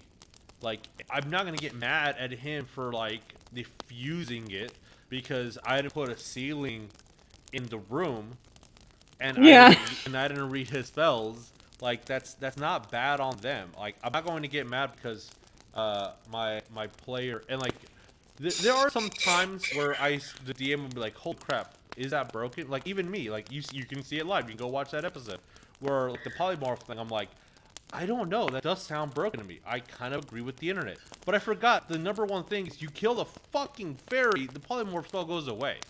The fairy has 1 HP. That's where Dungeons & Dragons like, this is balanced. This is fair. Balance. That person casted a level 4 spell, a resource, a pretty expensive resource, to do this thing that can be taken away with the simplest weapon. Unless you have a negative on your roll, it kills that. Like, that's... Okay, I get it. But things like, well, Tiny Hut is overpowered. 8 hours, nothing come in or out, and like, and it's like, well, there's a reason why the game wrote it that way. That is a resource for the players to rest. And I've read things where games are like, I'm planning an ambush outside of the spell, so the second the spell goes away, there's gonna be all these creatures that can go attack it. So you're punishing the players because they're using their own natural resources to recover. Why? Why? Sure. Yeah. But like, so going on, like, I completely eliminated any resurrection, any spells like that on the Harry Potter game, and I told the players from the beginning, I'm eliminating these spells. The only one that goes is Revivify because you have 6 seconds to do it, and that's the only one that will fly. When the character dies, the character is dead, because in the Harry Potter world, death is finite. Death is a very important thing in that world. Like, there's 3 legendary artifacts, and if I allow resurrection to be a thing, reincarnation, any of those spells, it completely nullifies the legendary item of the entire series, the resurrection stone. I can't let that be a thing. I can't let the entire universe of that world be nullified because of a game that wasn't built for that universe. So those are my rules. Like, I know I read on a DM saying that they took away Goodberry, which, like, why? Why would you take away Goodberry? Well, I told my players I want this to be a survival game, and Goodberry completely eliminates most of my challenges. Okay, I get that. If you're building a campaign based on a mechanic like survival, then yeah, if you do it in the middle of the game, that's when it's aggravating. If you do it at the beginning and explain to the players, this is what's happening, I think it's completely valid to nerf or eliminate a spell, because after all, D&D is any game, RPG, you're telling a story, the dungeon master, the game master has an idea, they're going to go through it with this. And sometimes spells are overpowered. But doing it in the middle, doing it because the DM feels, did you just defeat me? No. This has to be harder. I wanted this to be hard. No. That's when it's like, chill, bro. It's not your story. Not your story, bro. Yeah. To I guess continue. Go to RPG horror stories. I started looking at that. I discovered it like 10 minutes before we went online. We went live, and I'm like, oh, I should have read some of these. No, there's one off of. It was where someone mentioned. I mean, it was okay. But you're cutting out. What's one more time? Yeah. Okay. Hold on. So, there was one that I saw bring up because it was funny enough. It happened in our previous campaign. Thank you for always bringing up that campaign. Look, that was the only other time. Shush. It wasn't a shame. I learned how to do D&D. It had to do where someone said that literally had a DM give them the deck of many things in a sense to, I guess, either punish the player or something along those lines. But the thing is that it backfired. Like, the guy was, hey, well, the deck of many things and bury it. Okay, well, 2 cards fall out, draw them anyways. But no, that's- again, it backfired because it ended up a castle and then getting the fight. So yeah, the DM Exactly, I was thinking- intentionally going out of the way to punish a player.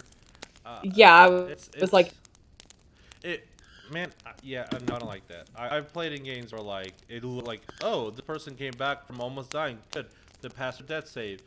I'm attacking again. What? That monster is not intelligent enough to understand that this person is like breathing. No, I'm attacking again. Yeah. Just to make sure. Like, why are you trying to kill them? Like, what's that's not yeah. But there's not It's fine. time in our game with the deck of many, but at the same time, a wizard wanted to meta, say no, this is a bad idea, don't mess with it and stuff like that. Sorcerer at the time, 9 intelligence. 9 intelligence, was like, you know what, I'm gonna draw 2. No, it was 1. Just like, I'm gonna draw. That's 9 intelligence. So, I mean, I always get nervous whenever I roll Granted, a deck in a game. I'm like, also, when it came to this was the first time I was ever exposed to it, I was not aware of how die effects. that was your first time playing. So, It was my first time playing. That was fun. There were like actual like verbal fights at the table about that. That was a game. Yeah, Yeah. that's yeah. No, that's why I really like to be careful with who comes to the table, just because it's Yeah. I'm opening a lot. I'm giving a lot of resources, time, money. Like I want this to be enjoyable, and I try to meet everyone's like expectations and demands, and also like try to weave it into an interactive story. Like we did a lot, and you can like talk to Cole. We did a lot of test runs before we went live, and some people that I consider amazing, funny, talented individuals didn't make the cut because, quite frankly, they were just rude at the table, and like it's just like you can't insult people and that's okay. You can't bully someone and think that's okay. Yeah. Like I've completely walked out of a game one time because there was a whole bunch of people at the table that were like hardcore punk rock, man. Like yeah, and like we have our own fight club because we're tough. And there was a person who was definitely not part of that culture who's like, I like Skull, and he was playing D&D with us, and everybody was bullying him, like flat out being That's mean rude. to the person, and justifying as in like, well, I'm an orc, I'm a tough guy. Like, no, you're being a dick. And then when the DM insulted him because he misquoted a fucking Misfits lyric, I'm like, this isn't That's fun. rude. Yeah, it's like this That's not isn't fun at all. my table, bro. You guys do you, bro. Stand up for yourself. Like I'm walking out. Peace, y'all. Like this is not my table. Oof. Yeah, no, that's I think going back to that one table I had to the whole bullying and like talking down to people to where the point where the game's not fun. Again, we had the wizard guy. He literally insisted, like out of character, mind you, and he always made sure to say whenever he was saying something out of character. He constantly say, "Well, I'm the wizard, so I'm smarter than all of you at this table right now." Like he would just straight up say that to everyone at the table, and It's like Trump. calm the fuck. I mean, Yeah. I mean, I always told you kill him off. I kept telling you, God lesson, because he's controlling, he's ruining the game. Basically, what he was doing, Yeah, I know. and it's just, but you deal with what you got. Well, we moved on because nobody wanted to play anymore. That was it. No, yeah. It's hashtag no bully, bro. Right, you probably still been playing that game. No, pretty much that. Hang out with them anymore. So People suck. people do suck. It sucks. I hate it when somebody ruins a game. It just never makes it fun, and you don't want to pick it up again. It's blasphemy. It is. Um. I blame Oh, excuse Pathfinder. me. Don't blame the system. Don't blame the game. I'll blame Pathfinder if I want. It's alright. It alright, bro. It alright. Yeah. So. I mean, if you like math. I mean, yeah. No. I've talked to other people at parties, etc., that completely hate 5th edition because it's quote unquote a baby's game. Unlike 3.5 or Pathfinder, where there is oh my math god. involved. Whatever, dude. Everybody has their own. Yeah. Like. It's It's kind of like, what's your favorite Beetle? Obviously The Rainbow fifth one, Star. obviously. God. The 5th unspoken of Beetle, The fifth obviously. unspoken Beetle. Yes. Yeah. It's funny to me. It's like why are you mad that the rules are simple and easier and It's almost More- like we're trying to get more people to play it. No. How D&D should no, be it hard. needs it D&D should be needs to hard. be it needs to be only for the pros, no new people allowed because Oh, they're yeah. all, posers. Yeah. No, I need my stone child Goliath to be this specific stats of frenzy, take this many ranks in jumping, take these feats, have monkey grip, improve monkey grip, and then always jump from a skyscraper down at you. That is the only proper way to play a barbarian. If you say otherwise, you are wrong. Like, okay. I need my +8 stone child. Oh, okay. Can I be a no? Why? They have minuses to strength. I want to be funny. That's not allowed at my I would like table. to be. I would like to be a monk luchador, please, and just take all the Yes. feats in grappling.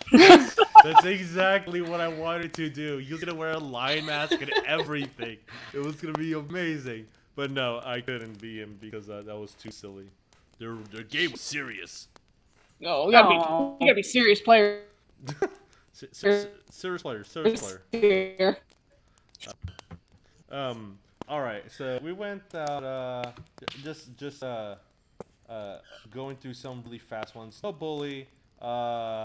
Players. No bully, please. No bully, please. If you're at somebody else's NDMs, whatever table you're at, the physical location, be courteous and clean. Like, don't leave your trash Yes, please. everywhere.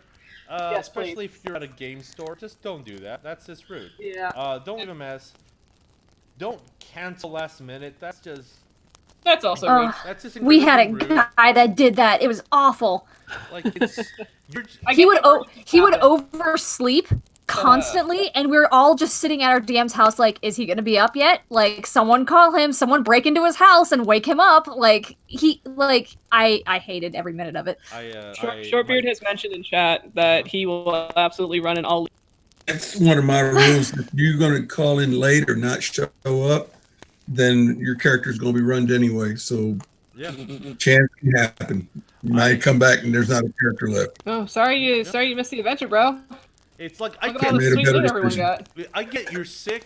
You're like, my car exploded. Like I get life happens. Yeah. Oh no, this guy would just like sleep. Oh yeah, no, that's Yeah. that's totally, my first DMD campaign ever. We used to play it at my mom's old house, and just because I needed to take care of my sister, and then eventually it moved to playing at the DM's house, and we would play, and the same dude was always late. This dude was late by hours all the time. Oh no. And like one time, but like it's not my table. I'm learning the game. Like this is, I guess, how it happens. Everybody's cool with it, and everybody was cool with it. I was the only one that was like, that's kind of rude, but that was my opinion. And everybody else at the table was like, no, that's fine. That's just so and so. Okay. And then we would always play 6 to 7 hour games. Take a hour lunch break in the middle. High school days, I loved it. And then go back to the game. And this dude didn't show up until like lunchtime, and I see him walking. I'm like, oh, dude, did you just walk all the way from your house over here? Like, I could have picked you up, man. Like, I didn't. Like, that's not. Is that why you're always late? Because you're walking? He's like, oh no, I live right there. And then he pointed. He lived next door to the DM. Oh my god. Like literally next door. And I'm like, why were you late? Oh, just I was doing stuff. We were also doing stuff. We agreed on this time. It's just disrespectful. You're telling us that you don't appreciate our time. and that might be like stretching it, I guess. But it's like no, when if it's a game where like that table everybody was cool with it, then that's fine. But like I don't know, I feel that's pretty rude when we all agree on a specific thing at a specific time, and then you last minute just say nah. And if it's like if you just say no, what happened? Like did you cut off your testicles? What happened? Like did you lose a limb? Like what cool, bro? happened? Like You good, bro? are you okay? Do you need help? Oh, I wanted to watch anime. Oh, Excuse no. me? Crunchyroll is always there. You will watch it when the game's over. We agreed on Friday nights being this. Why aren't you there? I don't know. It's just because I've always been listening to the DM, and for some odd reason, and like it's happened, and like you can ask my players, like and it's not their fault, but when life happens and sometimes the player just cannot be there, like dude, like I'm so sorry. Here's a list of why I can't be there. Like here's my car on fire. Here's the videotape. I'm like, oh, that's a big deal. Yeah, no, please take care of that. Please don't die. Like I've had multiple like my car just won't work. Or etc. things. I mean that happens. Which, it happens. But for some reason, every single time that happens, like I have such a big reveal for you today. We can't do it. And I that happens so much in like high school time because high school you're not taken seriously.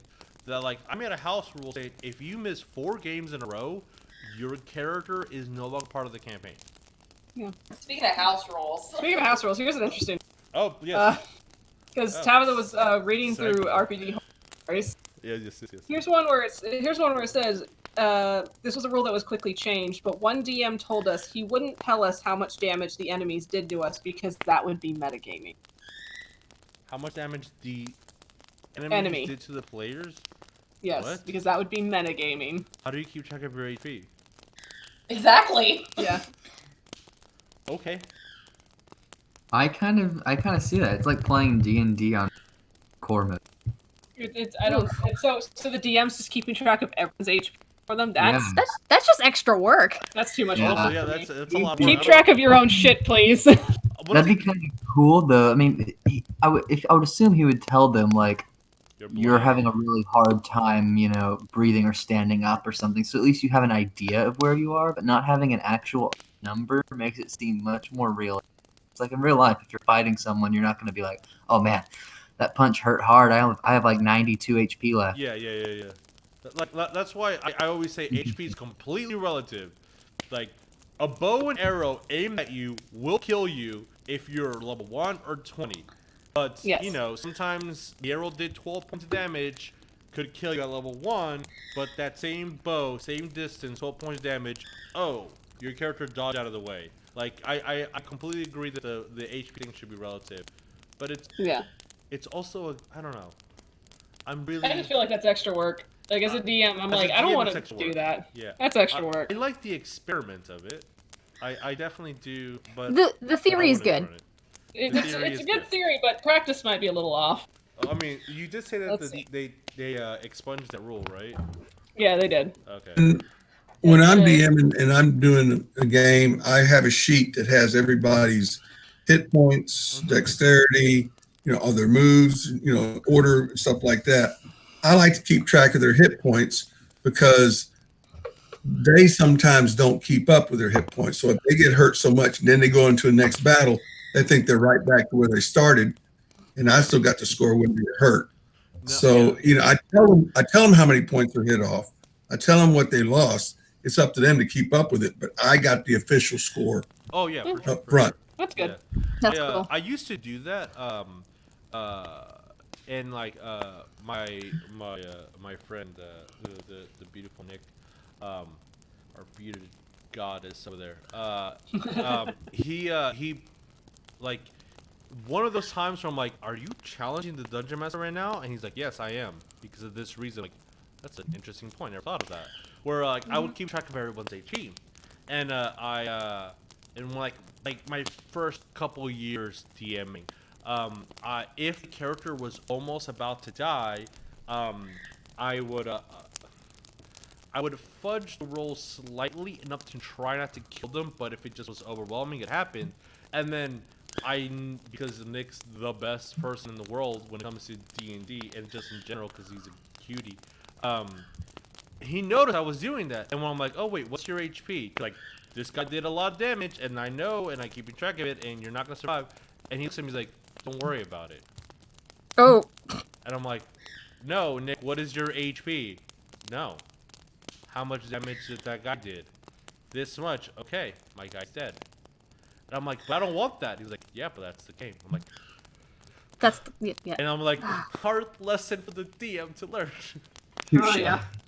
But I'm Shame. like, and I'm like, oh shit, like, so I say that specifically, like, because it's obviously a topic that we're talking about right now.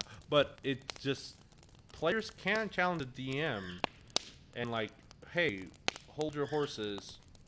Are you going easy on us? Or wait, was that rule justified? Are you just saying that because I killed your guy too fast? Like, explain it to me. I always like the idea of explain why you're thinking that way, because my perspective is completely different. Like how I thought Wes, Oreo, worked at Ario, every single one of the players, and every single one of the players in Harry Potter, how I thought they were going to be roleplayed is nothing like the players are roleplaying it. You guys, not only are you have different backgrounds in your own personal world and how you view and how you've accumulated your information and your growth, but the character you're playing is also different from that, and you're interpreting that person's interactions with how you've interacted with the world to make this thing think. So, no shit, I'm never gonna get what your character's about. So please explain it to me. Yeah. So, I don't know, different tangent. But yeah, I just thought it was Well, I don't think any of us want to kill somebody off, but yeah, it's the game. It does it's happen, the game, and that's why I always have the luck points and also the roll against God. And if they got a luck point and they can use it, they can explain the story. Whether funny or not, fine, that'll work. Yeah. If they run out of luck points, then they got to roll against God. Oh, And God. all they got to do is time or beat him. If they don't do that, I say, sorry, we're cashing in your chips. Yeah. Thanks for playing. Yeah, that's what we do with the No inspiration. chances. Yeah, I used to do that as well. Be like, before death saves were a thing, we had a house rule when we were doing 3.5 that essentially when your character got hit, doesn't matter how much, unless it matched your maximum HP, they fold. Like, that's it. I'm sorry, bro. It was just too much. Like overly powered too much that you die.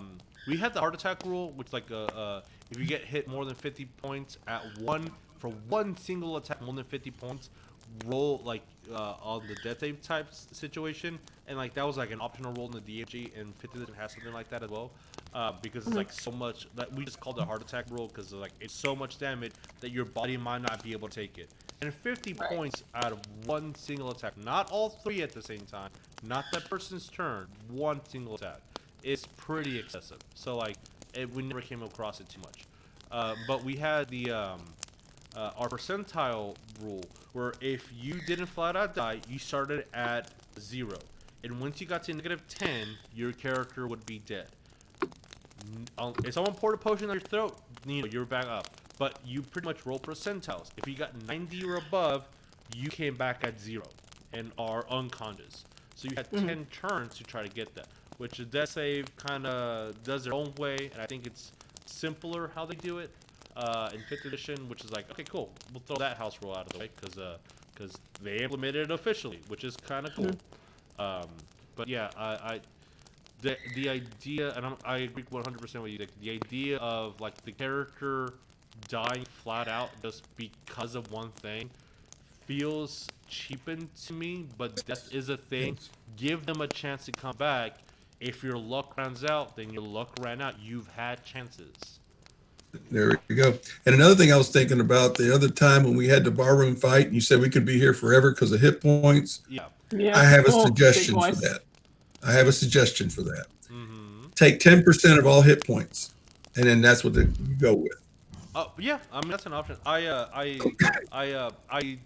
I had the 5 checkmark rule, and then it went to 3, which is just like perform your best attribute, either dexterity or strength.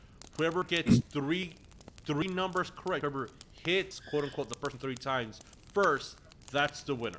Because especially with the fighter and a barbarian, no, that's that's too much. That's too much with fisticuffs. That's why monks are invented, and they Hey, do damage. the paladin was in there too somewhere. I mean, Yeah, I kept dragging him into the fight. I kept trying to get him involved. Trying to escape. Yeah. Zephyr you strike tried. out of the building. Yeah, exactly. That was hilarious. I love it. So here's a house rule that Yes. I think you guys, by the tone of my voice, will feel where my stance is, but I'm gonna propose it. How? Okay. Well, this is how I was introduced it, and you guys tell me. So, all right. This was in the campaign with that Minotaur. That was a diplomatic person out of combat, a savage person in combat, knew all the right things to say. Cool. That's how you're doing it. The DM doesn't care. All right, DM doesn't care. At the end of the game, every person you kill, you get XP for. The DM calculated. You get XP per kill. So if you're a cleric or you're a skill monkey, you're kind of shit out of luck. You get the least XP out of the game. You get I don't know how he said it, but it was like to kind of like pity XP. Like I'm giving it to you because you're part of the fight, but you really did nothing to contribute to the fight. Like I heal BS. people. That's some shit. So at the end of it, to make up for your lack of involvement in the fight, as they said, give me a joke. The funniest joke gets extra XP. And guess no. guess who always got the extra XP? His best friend, because he was the funniest. Because Of he course. was humor. And it's just like cool. So my dwarven rogue, who was specifically built to be the master trap finder in the system, like that's what he is. Like he's using expertise, like your dungeons. He's using expertise on the stone and tiles. Oh, Right. That's my doggo. That's the That's a Cinnabon. doggo. That's Yeah. a birdo. Cinnamon Bark's donut starts. It's a chain reaction. So yeah, no, Same here. it's just like favoritism. Like Uh-huh. no, that's not.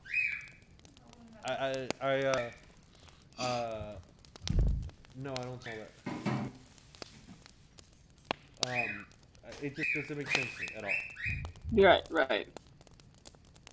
That's why I like milestones instead of experience. Milestones is fine. I was like gonna out of game So- kind of talk to the Dungeon Master about it. I like XP because it gives you like it gives the players that that number because it is a game. Yeah. That's why when there's a skill challenge, I'm like, this is a game. We're doing a skill challenge. We're like that whole immersion out of just being an RP, immersing yourself with the numbers. It gives you a more tangible, like, I know where I am, I know how much further we need to go. And when it's a lot of RPing, like, we have no fights because D&D, I think 5th edition doesn't really do a lot of XP that is out of combat. I throw in extra numbers, like, all right, here is adventuring XP, versus just, like, only getting XP via fights. Right. I'm on the opposite end. I don't want to know the exact numbers because I'll sit there and be like, all right, I need to be in this many more fights for me to level up, be able to do this. And I'm like, I don't want that. I kind of want it to like be a surprise. Yeah. See, what I do when I do my game to do the experience points, if they're in a fight, say it's against some kind of monster, has so many hit points and so many people involved, then they get to divide the number of hit points among themselves. Sometimes it's finding treasure or finding an item that has certain value. Then that value turns into their their experience points. The thing about Gamma World, though, when you go up in level, you get to increase your character's stats, and by rolling the dice, increase it in some form or manner.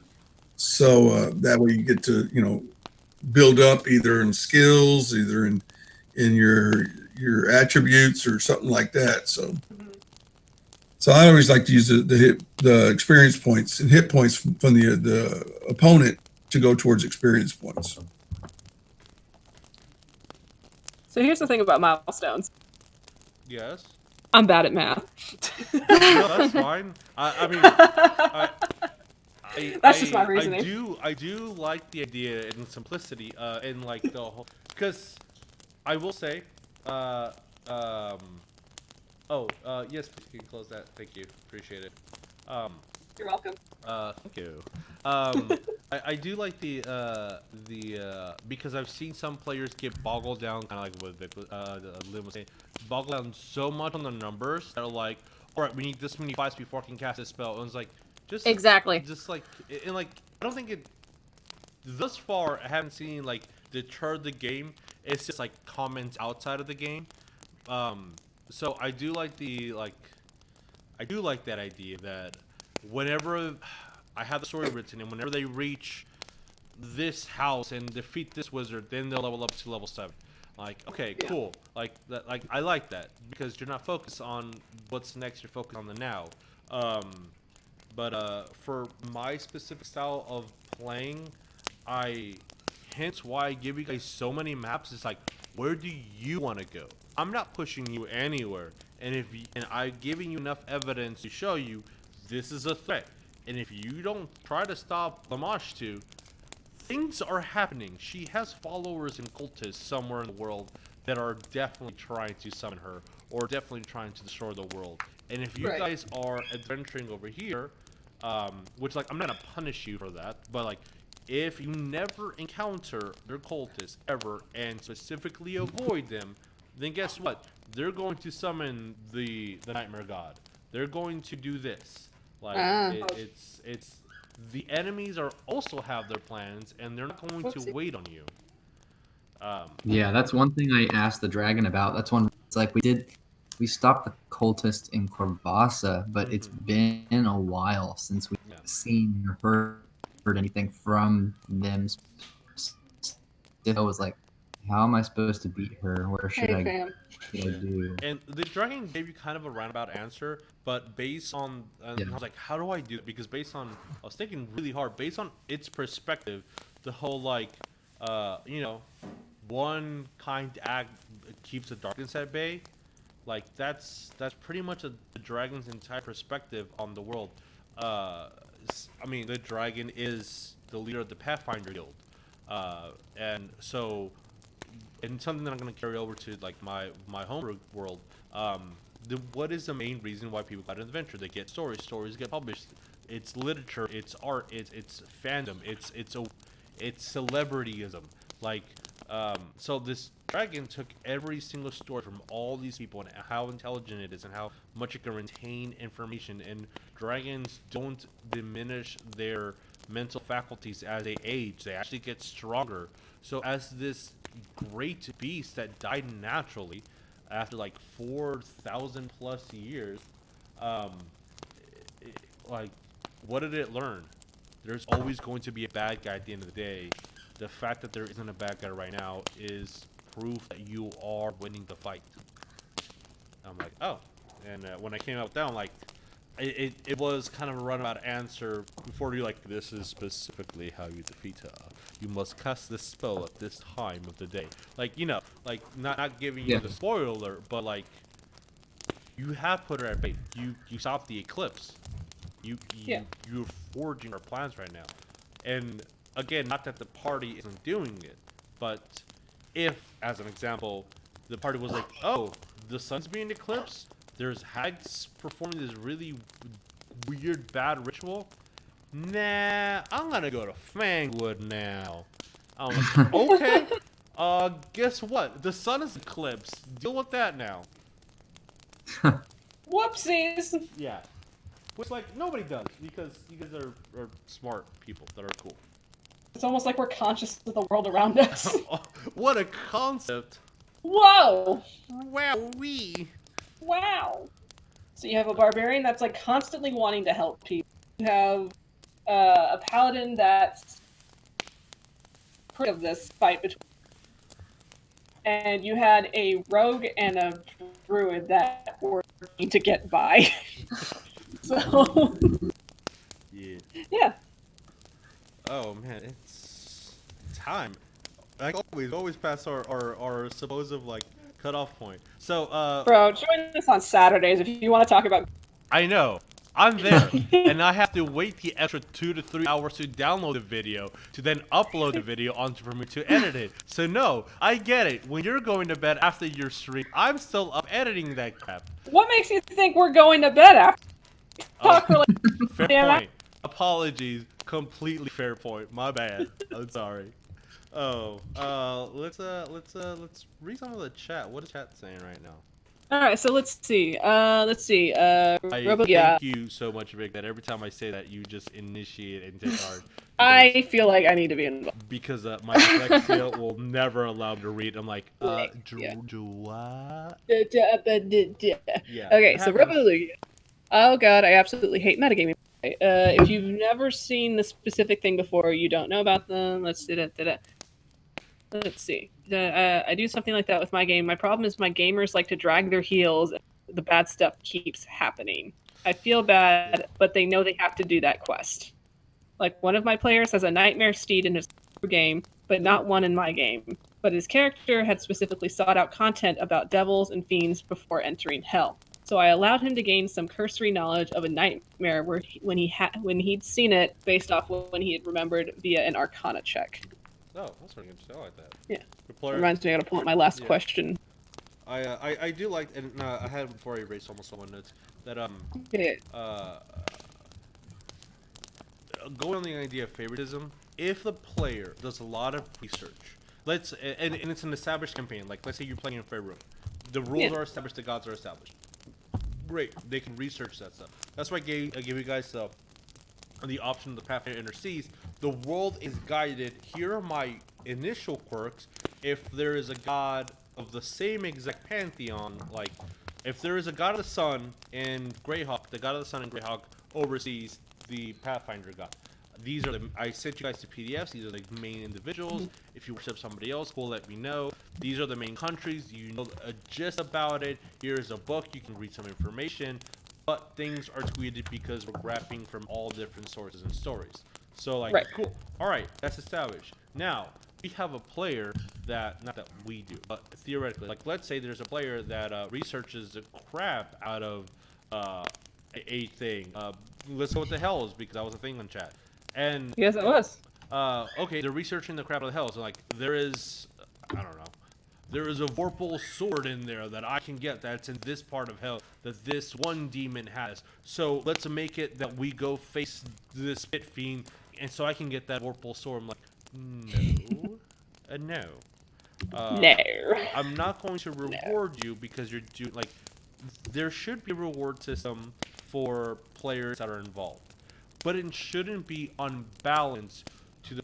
If you don't give me a backstory at all, versus someone who gave me 5 pages worth of backstory, like, I will, the reward is the person who wrote the 5 pages worth of backstory is going to see their backstory in the game versus the player who didn't. If you write in your backstory that you own Excalibur and it was gifted to you by your family, and no, you can like Excalibur, you can have researched it, and it was a thing that your family's lineage is, and the quest for your campaign is to find it. But guess what? You're gonna find it at the appropriate level. Like, I'm not gonna give you a magic item to be overpowered. If you do your research, which if you're something that we had talked about. I have a story about that, but that's a long story. Oh, yeah, We like had talked about Ariel that in has the beginning. exactly. Yeah, Ariel has a lot of things that need to be done that he's been very patient about. Probably because he's lived so many freaking lifetimes that this isn't terribly long for him. I don't know. I'm just projecting my thoughts.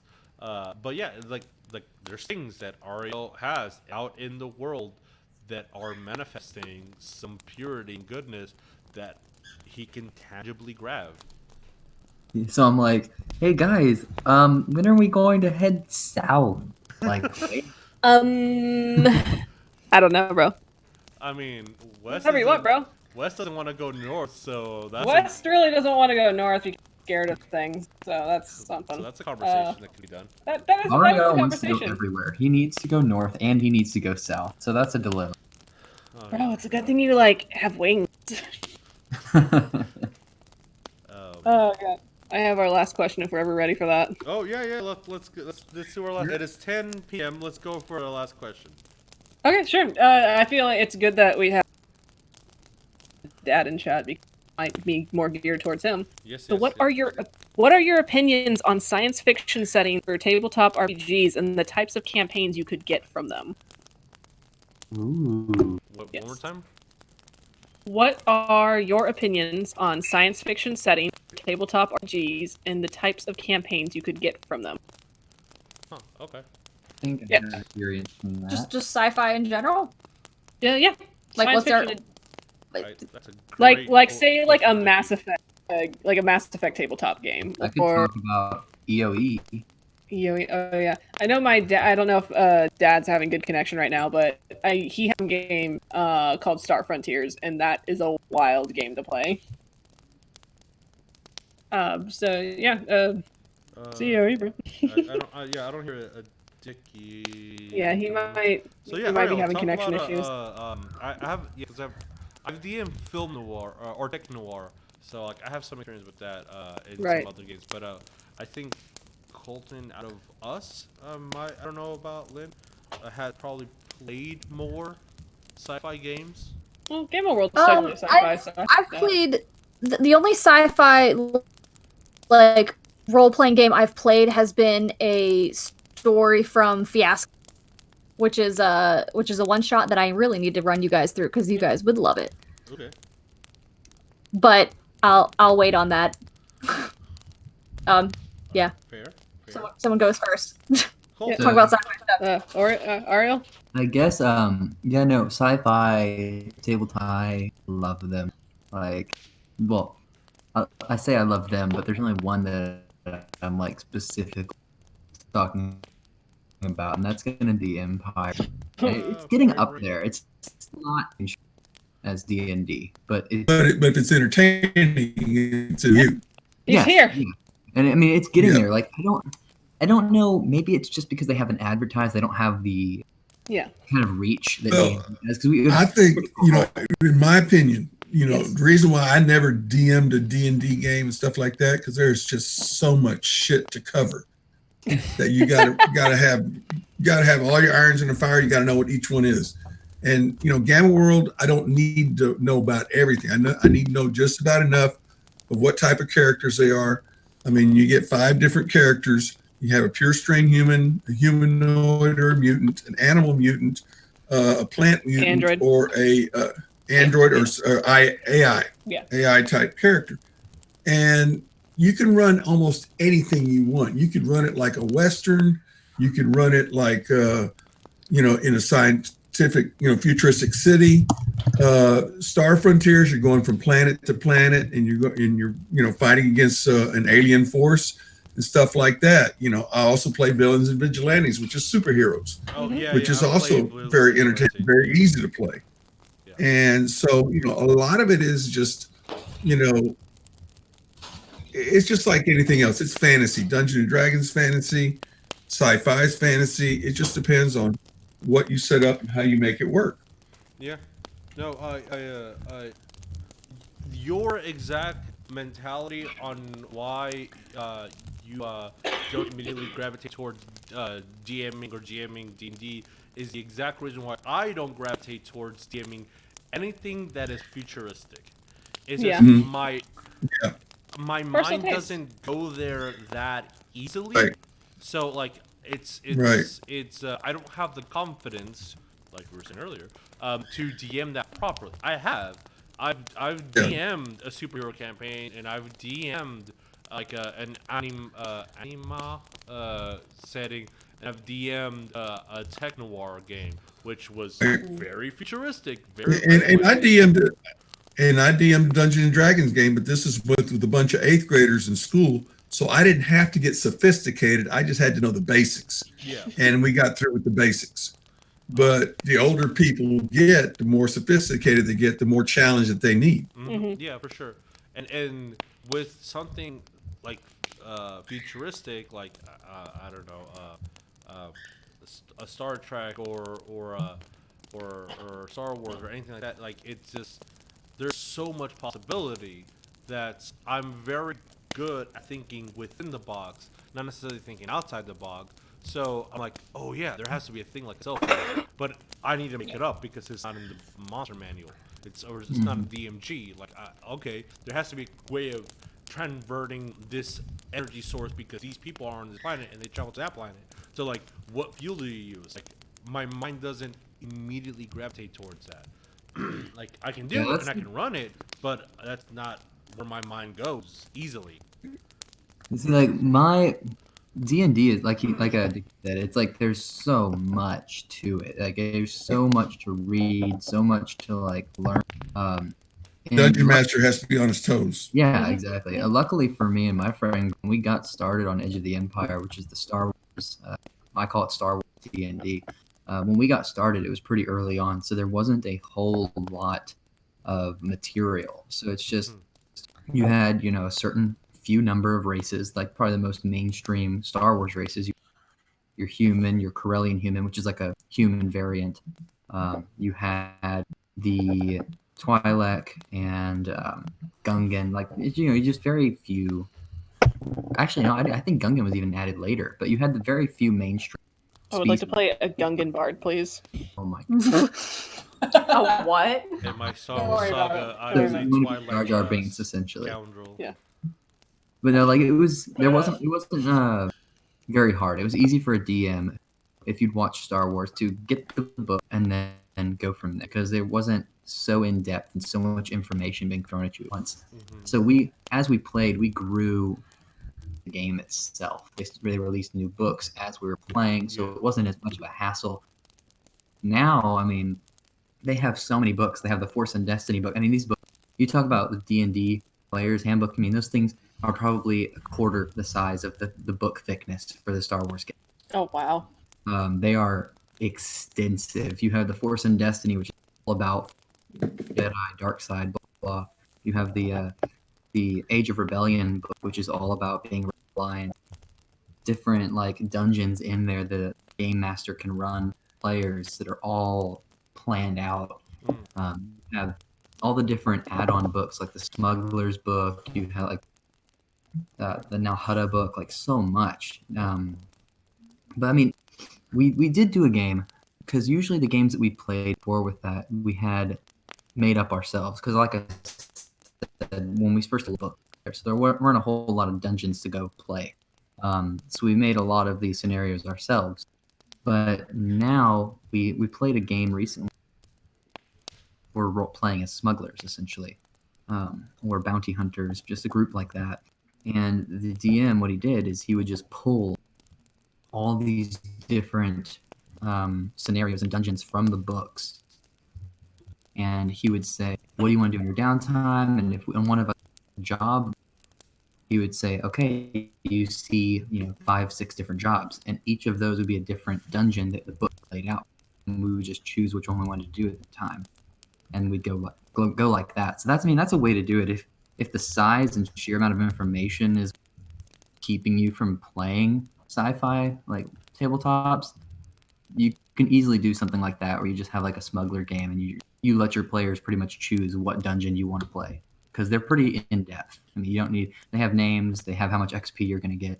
They have everything you need to know. That was definitely a fear for mine, but and why I didn't run Star Wars Saga campaign that I played a long time ago.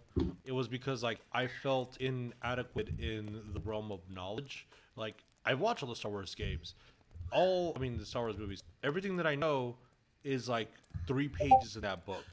There's so much information there that I don't know. There's so much information. There's so many books out there. There's so much fanfic lore that's canonical canon.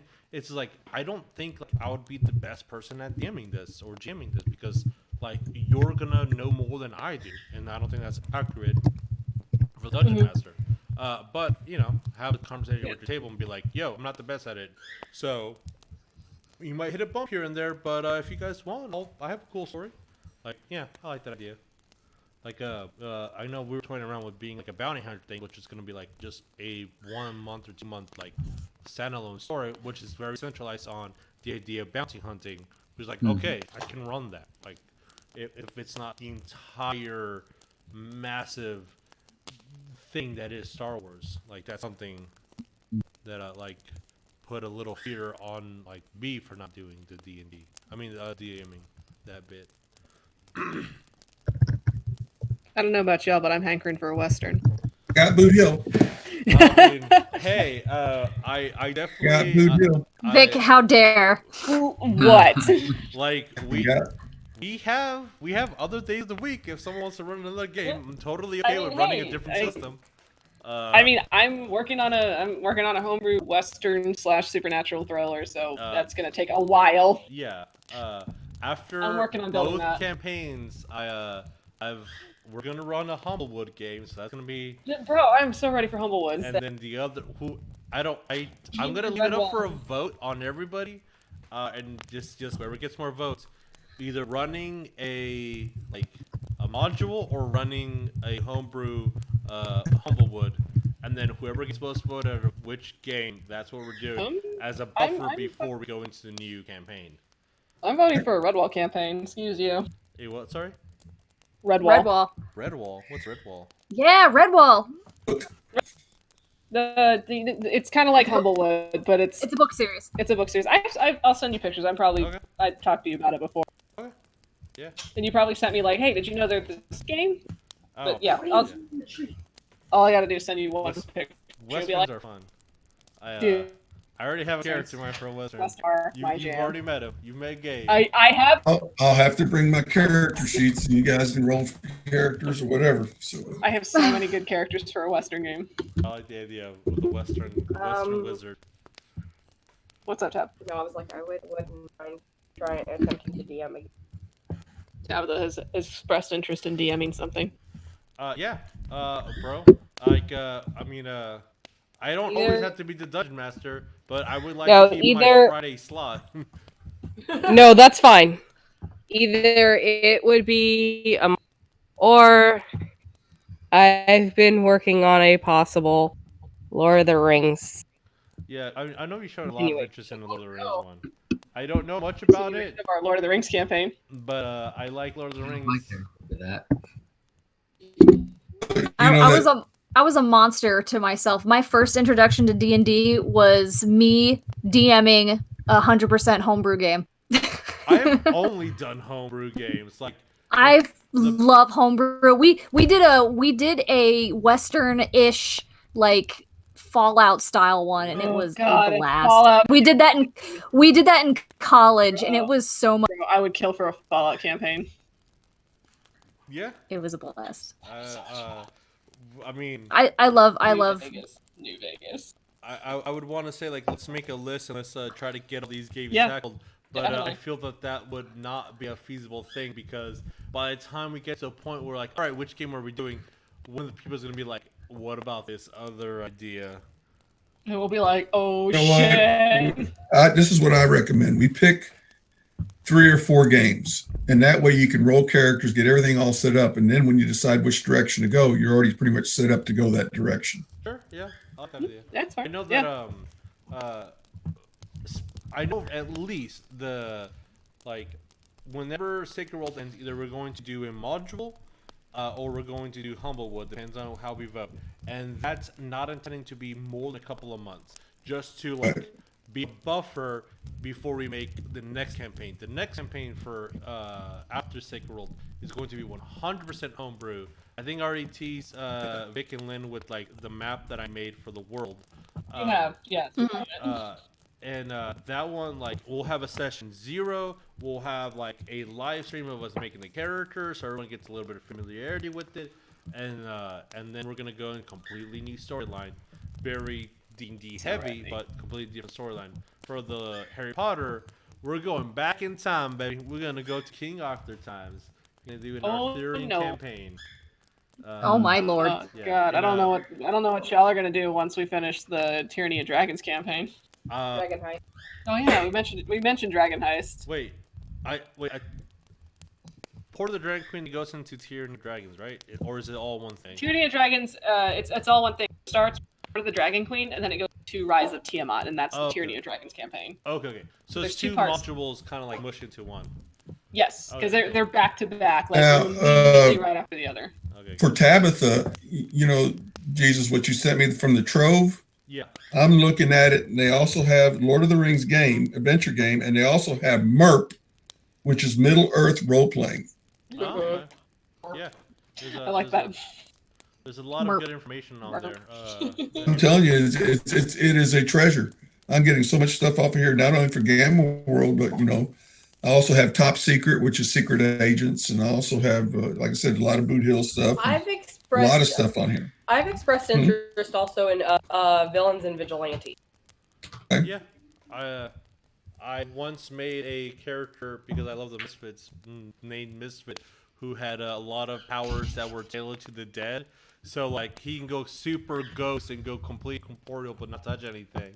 Or nice. he could be like 100% the slowest character in the world, but go into his quote unquote zombie phase and just be the person that regenerates and is the tank. And is like always like his wounds are always there, but he like tanks everything. And that was pretty much his superhero power. He One thing I got off Villains and Vigilantes, which is I'm using in Gamma World, in Villains and Vigilantes, you're allowed certain powers, but you must roll a weakness. You have to roll for a weakness. Now, if you don't want to have a weakness, you can drop it time. World, you have mutations, but some of the mutations are defects. Yep. So I'm going to play it where if you roll a defect and you don't want it, you can get rid of it, but you got to lose another good mutation to get rid of it. Yeah, that works. So much possibilities for the future, guys. So much. So much. And I swear. I think we should write them down on a piece of paper, put them in a bucket, and then draw it. Oh God, that's probably going to be the best way of doing it. Yeah, I mean, I will reiterate. There are other days of the week that, or just like, hey, we could have there's other times of the week we can play. And whoa, Tuesdays are totally open, guys. Yeah, right. I mean, I have a very specific time frame, like what days I can't do it, but doesn't mean we can't play. If everyone's free before Friday, like before our game, we can totally play another game, and then have a little break and play Sacred World. Or that'd be great. You can do it every other week. Yeah, you can do it every other weeks. That's what I do on mine. I'm every other week. Yeah, I mean that's why we have this podcast, because of the other week. I'm going to give the game master 2 weeks to prepare. Oh yeah, it's nice to have 2 weeks to prepare. I can run 2 games a week, and that's my max. But I'm definitely down to play more games. I don't have a life. I don't have obligations. Shortbeard says, I have the book for Blades in the Dark, which is a fun fantasy Victorian crime game. Why don't we do this? Cool. That's cool. On our Facebook page or Messenger, why don't everybody just send in their suggestions? And that way we can compile a list. Yeah, we got a Google Doc. We got a Google Drive. We do have, we can make it a thing so for everybody, yeah. If you guys are open players, I mean, the thing is yeah, the table's pretty full at the moment for everybody. Yeah, we have a pretty full my game. Games, that other DMs, that's your table. You decide on that. Oh God. Just because it gets a little hectic and it does. It's already a lot of players. The more. Yeah, but all right. Well, I think this was a very lovely quote unquote fireside chat. I guess. This was, yes. Yeah. The flames in the background are definitely enticing. I don't have to get up really early in the morning at all. What are you talking about? Yeah, no. It's like now with the way that things are, every day's a weekend. So that's why I don't tell people have a good weekend anymore. Yeah, no, for sure. It's a weekend. I'm one of the lucky few that has only lost very minimal amount of hours a week for work. So I feel completely blessed in that aspect. But I do have to get up early in the morning, and I have to put my babies to sleep. But yeah, this was an amazing conversation. I'm glad that we had time to discuss and vent about some of our pet peeves, some house rules that were maybe not the best thing, and not to make this sound negative towards the individuals. But you know, sometimes things happen. We learn, we grow. We're using this as a way for others to be like, oh, I also see that situation happen at my table. maybe Yeah. some of our past experiences could help you grow and you guys not tumble down a hole. Because the last thing that should happen is friendships should break over a game. Old fart gave some advice. So Lovely. The ancient one at the table has spoken. Yes. The master of the realm has spoken. But as always, this video will be edited. We're on YouTube, Spotify, and Anchor. Please help our friends support with Talent Claw, with the All-Star Project, with our chainmail. As I am scrolling up to not butcher It'd be the name. Queen Chain Designs. There we go. Thank you. I was You're going welcome. to say it backwards. You're totally good, bro. Yes. We also have merch down below if you want something tangible from us.